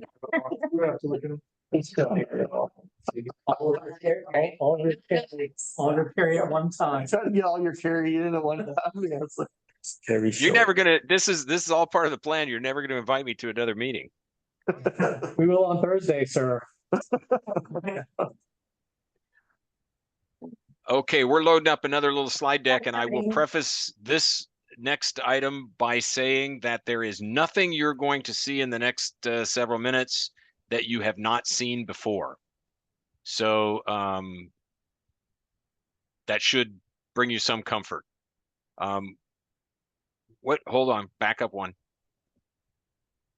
What we want to do today is just approve the base toll rates for the traffic and revenue study. And I'll talk a little bit about what that means and what it doesn't mean in just a second. So I presented this information briefly to both the Funding Finance Committee and to the Engineering Committee at their request.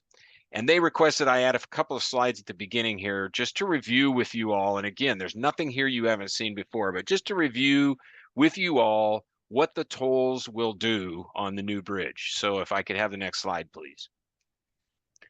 So we have what's called a flow of funds, and the legal documents that we sign in order to finance some of the construction costs for the bridge will actually spell out in a lot of detail what happens with your toll revenues. But in general, in the order that you see in this, what we call a waterfall or flow of funds on the left-hand side, is gross toll revenues are every dollar that you collect in tolls.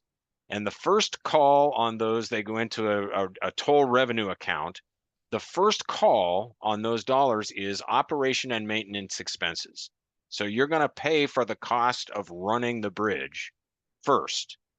Whatever's left over after that step then goes to a trustee who is involved in making sure that the debt is paid. And so you're going to pay TIFIA debt service, and you're going to be required to maintain this TIFIA debt service reserve that you already have a very good head start on building up.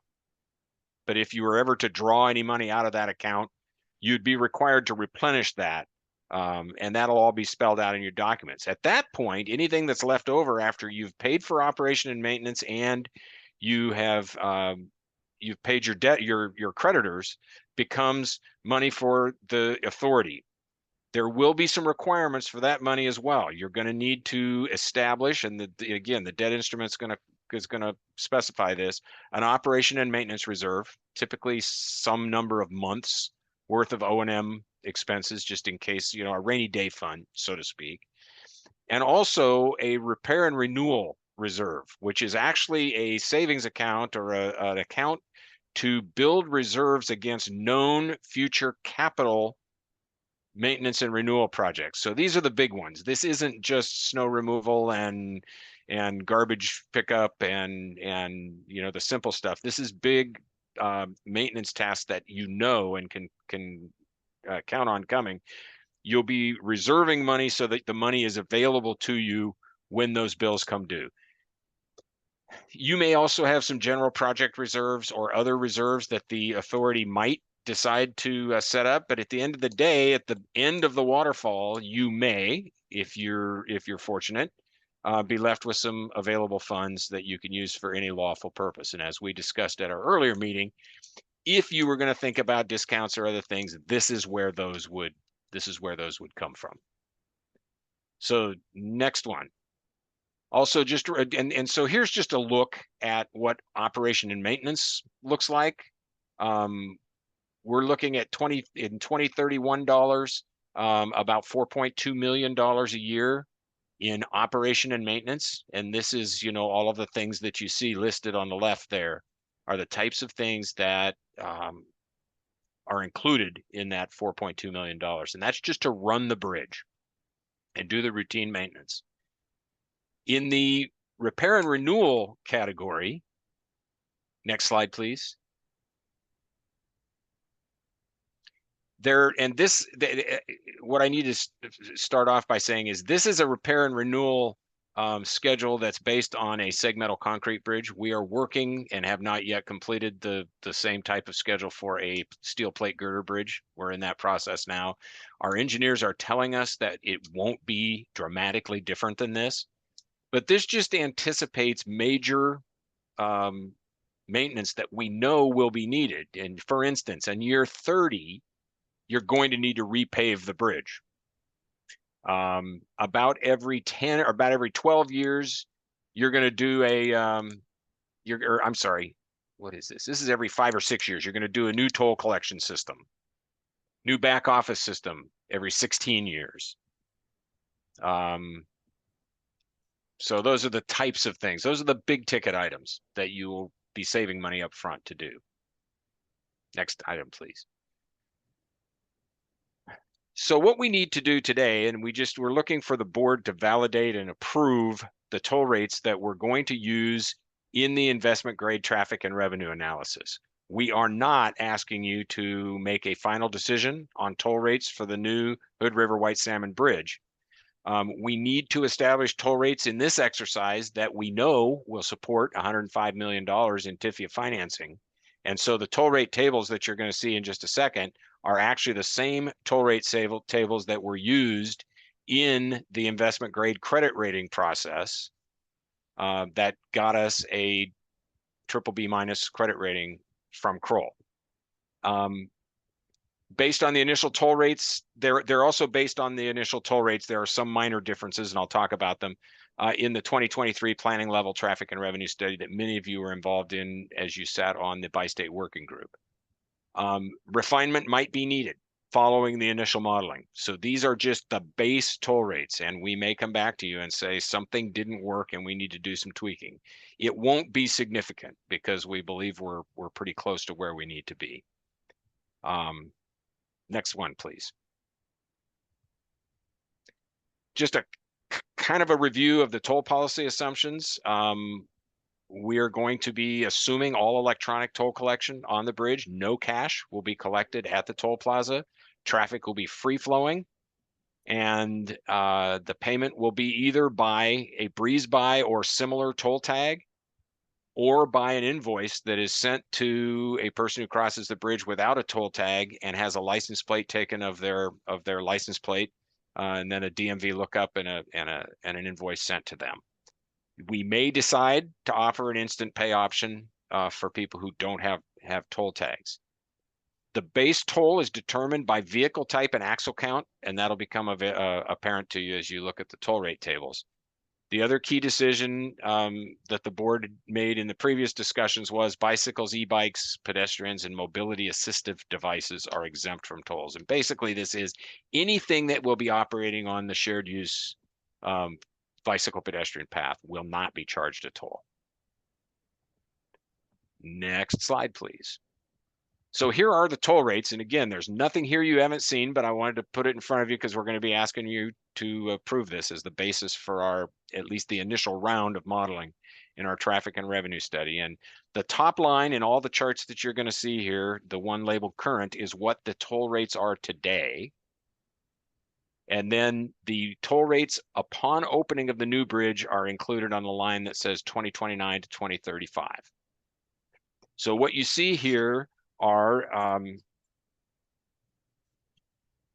toll rates that result in having a financing capacity of 105 million, at least 105 million, and are supported by our credit rating. Starting in 2029, then every 5 years, the toll rates are increased by 15%. One thing that you'll see here is we have assumed that starting in 2029, the video toll rate is always $2 more than the breeze by rate. And that is something that's an assumption that is Washington State tolling program. Debbie has run some numbers and confirmed that at least today, that $2 adequately covers our additional extra cost for processing those cash transactions. And so this is a good, safe place to start. I'll point out that you are not in any way bound by that assumption, and that's one of the areas where you could choose to make an adjustment in the future. So these are the rates for passenger cars and pickups. Tolls will go to $225 breeze by and $425 for video upon opening of the new bridge, and over the intervening 30 years then would end up at $5.25 and $7.25, just by virtue of a 15% increase every 2 years, rounded up to the nearest nickel. And that was one of the adjustments we did make to the tables that you've seen before, is that we're rounding to nickels. Yes, sir. That's well. Hey, Carrie. So these rates not only pay back the TIFIA loan, but are sufficient to pick up all the operational costs, maintenance costs. Yes. And so on. Yes. Okay. We could go higher if we wanted to. And if the operational costs are less than what you'd assumed, can we reduce these rates? Yes. And as we discussed in some detail a while ago, you're not likely to have that kind of flexibility in the first 10 years. Yeah. But we will have sufficient, and your creditors are not likely to allow you that kind of flexibility in the first 10 years. But after 10 years, so starting in say 2040, you will have some flexibility to look at your operating experience and make adjustments from there. Yeah, as I remember the spaghetti chart, out about 10 years, you've got other reserves that are building up pretty nicely. You do. And that's what will give you potentially, if things work out. What the creditors are concerned about is, you know, they also have experience with facilities that don't work out as well as projected. And so they're gonna not allow you much flexibility in the first 10 years. So on that same subject, there's the fact that we know for the last year that the traffic has not been keeping up with what I think was the numbers that were used to do this model. Is there a need to adjust the model based on that, or is it such a small number? There is. No, the CDM Smith model will use the most current data available. And remember, I said that it may be necessary to come back and tweak this a little bit. Tweaking because in order to get to our BBB minus credit rating, Kroll already took our numbers, which you see in this table, and gave us a haircut. And so these are pretty conservative numbers, but the model that CDM Smith is developing for the investment grade traffic and revenue study will include the latest information. Okay, thank you. Carrie, so we've got Jake Fye in Washington. Granted, he's one legislator. He's a powerful legislator saying you need to figure out, you know, how much tolls can bring into this project. At the 225 increase in 2029, when the bridge is open, what do we have? What did our initial study say was the optimum amount of tolls where you don't start dropping off the other side, but yet you're bringing in the dollar? Where's the elasticity? Yeah, where's that elasticity at? Was it somewhere around 4 or 6? You know what? I don't have that in front of me, and I don't even want to speculate on what that was. I'm just saying it's higher. It was higher. I thought it was 6 or 7, but that's something they'll produce. They'll give you that elasticity and tell you where it's kind of your maximum toll rate.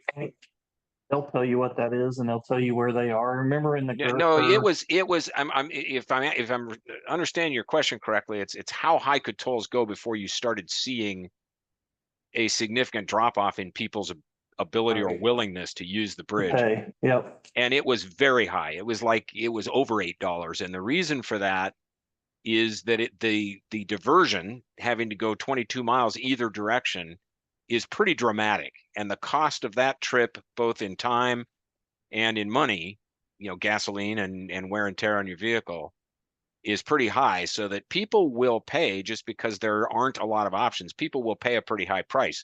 The policy decision, of course, for you as a board is, are you willing to go there? And is your community willing to go there? And that I don't know. That's actually kind of surprising to me. I mean, because there's discretionary trips. And you'd think, I wonder what percentage of the trips are discretionary. And am I going to go to everybody's for dinner if it's not one of the surveys they did? That's part of what they. I know that's what they look at. I'm just surprised that that much suggests that that's a problem. I think the discretionary trips are mostly from Hood River to Washington, not from Washington to Oregon, because on the Washington side, there are not enough businesses that you can actually live on the Washington side without going to. How does that change the model? I think that ability that from the Washington side, which are where the most trips originate, they're not a huge number of. Okay, so you're saying that discretionary trips are really just a very small amount, and they're pretty much centered on people like me not going to get the. But what you would see is at $7, Washingtonians might not drive to Hood River to do their grocery shopping quite so often. Their number of trips will contract, but you're still going to go to Hood River to Safeway to do your shopping, because you save a lot more than $14 by going to Hood Safeway. That's right. Oh, and you'll see a shift to bikes, right? More people will take a bike trip to a doctor's appointment than take their car, because they're willing to do that. so that the traffic and revenue study will look very closely at that. And they Yes. will do origin and destination studies as part of this so that you will have a good idea of how many people from Washington are going to Oregon and vice versa in a day, in a month, in a year, those kinds of things. Barry, one of the things you mentioned was that we maybe should consider looking at how much in our markup for the cash and video. And I think it really kind of stands out on the graph, going from being about, pretty much doubling the cost, in the next 10 years to being a significantly smaller portion by 2060. Is it worth us increasing that either kind of at that 15% rate or maybe maintaining more of a consistent ratio between cash and refi in order to build a little bit of extra capacity or cushion? I think that's to at least to say that we're going to take the 225, 425 starting rate and increase the cash portion. The breeze by rate increases by 15%, and then you just add $2. Why not increase that by 15%? It's not a lot of money. That is one action you could take.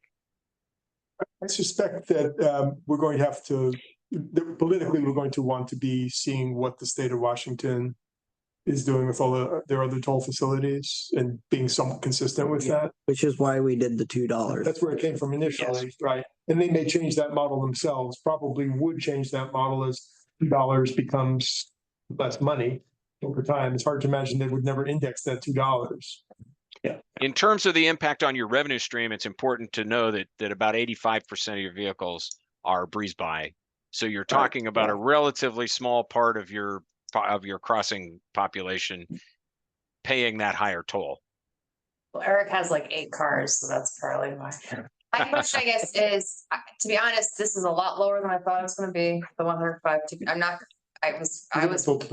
No, I know, but if this is based on this to just make sure my facts are correct. This is based on the 105 million. Okay, I mean, I honestly thought this was going to be a lot more. I think the question I have been asked is, will locals have a discount? And my response is breeze by is the discount. Sure. But coming again to Ben's point, if you have the rates in front of you and you see, I mean, in 2060, if this was to hold true, that this is not really a discount. And I hear you, thinking about that way.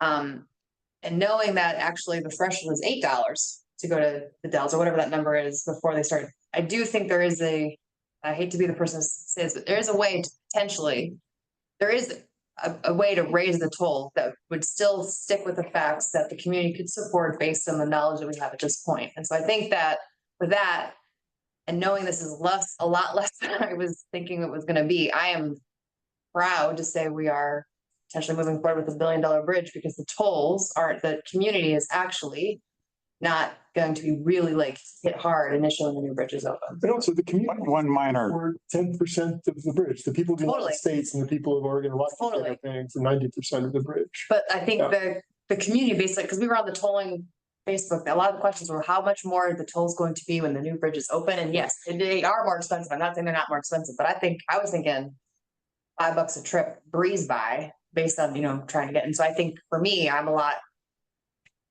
more confident of our move to move forward with all the discussion, and being part of $1 billion bridge. I think it would be $20. Still got to get the rest of the funds.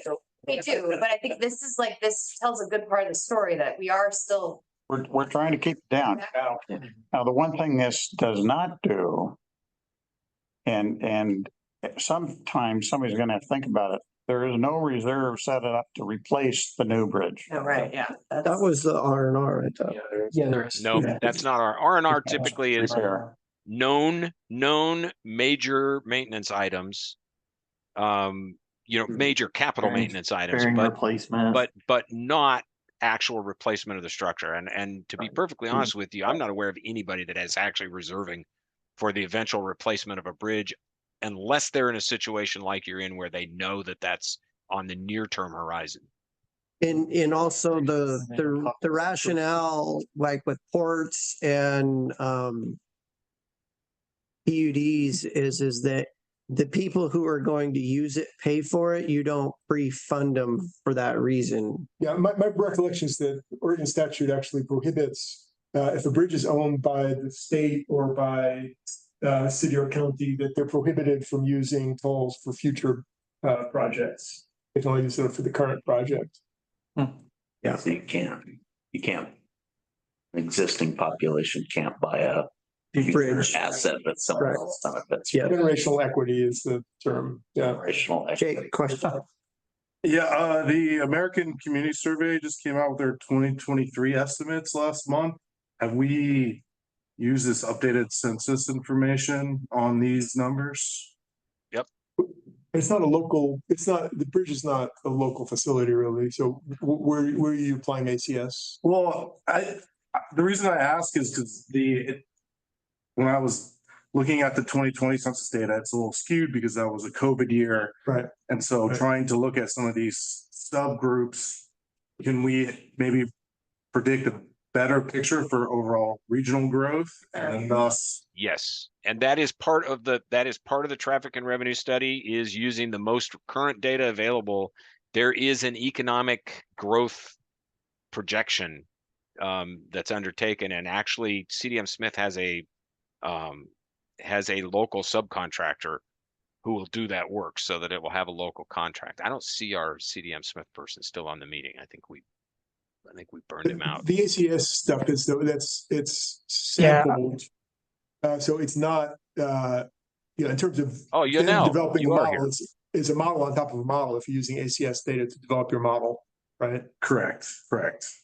Yanel from CDM Smith, do you want to speak to that? I can confirm what you just said, Kerry. We have community attributes is our local independent economic firm in the team, and they are actually working on it right now, and they're using the latest census and socioeconomic data available for the area.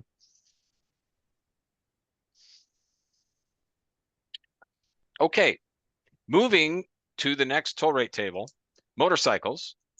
Similar situation. Currently, they're $1.50 and $3. In 2029, we have them going to $1.95 and $3.95, and then increasing. And this is a little bit different than the motorcycle tables that were in the work that you've seen before.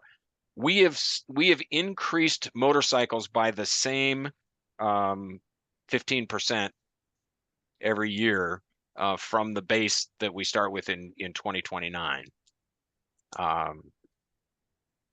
And again, a $2 differential for video.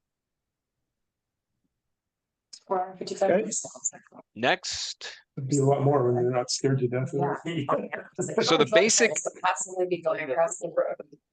The basic structure for 2-axle trucks then extends to multi-axle trucks. The basic structure for all trucks that is other than pickup trucks, but 2-axle trucks, the basic structure is $4.50 per axle at opening, and then again increasing by 15% every 5 years, and then $1.50 per axle additional for video. And here you see the cost for a 2-axle truck towing a trailer, and this is mainly RVs towing boats or things like that, because it's not multi-axle trucks, which I'll get to in just a second. But this is 2-axle trucks towing utility trailers of some kind, and you can see the additional surcharge for trailers. And again, that's $1.50 per axle. Then the next, these are the multi-axle trucks. Our tables currently go up to 11-axle trucks, and our look at tolling data shows that we don't have anything more than 8 axles very often, maybe once or twice every few years. So we'll probably amend these tables just to make life simpler. But again, the basic structure is the same. $4.50 an axle when the new bridge opens, and then increasing by 15%. The only caution I say there, Carrie, is that those multiple axles don't go across the current bridge, but they could under the new one. Yes, they could. But the total number that exists, small. It's small That numbers. into account when they look at it, they'll make adjustments for potential change to. Okay, keep going. That's They it. probably don't have a Do you have breeze a bike. chart for livestock? They probably don't have a breeze bike. They're on the truck. Enough. Okay. So again, we have- what we're we- asking for is just your approval of these as the basis for the initial modeling. I would entertain a motion to approve the toll rate for the baseline toll scenario. So move. Second. There is a motion and a second. Any further discussion? Hearing none. All those in favor signify by saying aye. Aye. Aye. Aye. Motion, Thank you. motion carries. Thank you, Carrie. Good job so far. We made it to the back page. All right. Informational items. Two things on the informational items. One is we do have this FHWA training coming in December. It's the 10th through the 12th. If you can let us know this week if you are going to attend that training. That training does overlap with the Oregon Legislative Days in Salem. So if you're not going to the training, you probably will be asked to attend the Oregon Legislative Days. So just pick which one you would prefer. It's a binary choice. So, but those two events are out there. So we do need to know this week if you can come to the training or want to, so we can get all the seats filled and everything for that. So, and that is the training that we had the presentation before I left, and with it's FHWA training. So it probably would be good for us to show up for that. Yes, I mean, yeah, it's going to be a good training. I mean, it's a PDB training as well as a contracts training. It's free for us to have it. I mean, I think it's a very good training. So they made it clear that if you're coming to get the credit, you have to stay for full day, Tuesday and Wednesday. Yeah, it's a 2-day class for the contractual training. And you have to be there for the whole thing. You can't come for like part of it and then leave. They would really like for you to, if you're going to attend the whole thing. Lock the door. They don't lock the door. Oh yeah, just let me know. You guys are Yeah. gonna on that. Well, first day is just a PDB training. That's just half day and you don't, Great, thanks. it's optional. I personally think it shows federal highways that we're taking it serious and we support them. Yeah, and it's kind of a rare thing for them to come out and do these like this. So for us to get the opportunity to do these trainings is a big deal for the project. And have we got any of our other counties and cities that have? I need to know, we got 30 seats max. I need to know who all from our group's going to attend, and then we need to see whether or not the locals want to attend. And who, So they want to know first amongst us and open up to other. and we'll but yeah, that's Who's who's not planning to go is a better question. So you're going to Salem. I'll be in Florida. I mean, I'll take it as work trip, but that's already, I can't guarantee you. I'll go to either one that you want me at. So I have to check my calendar. I don't know. I'm gonna try to make the training. Just closer. It's also Tuesday, which is my usual commissioner day, so. You can mark me down for the training. It will be less. Almost. FHWA. Yeah, but which training? Two. I'll send you. Okay, let's keep moving along while we got time. The training days, the legislative days are the same time. Did you want to talk about the memo?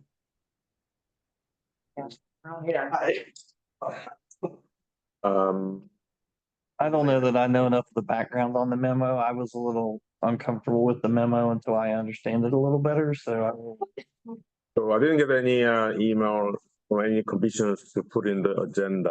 If it's not on the agenda, we're not adding it to the. Right. I would postpone doing that discussion. We can always call special session if we feel like it's needed. I'm not worried about it right now with the decision today. You're talking about Tahi's memo to do it. Yes. Right.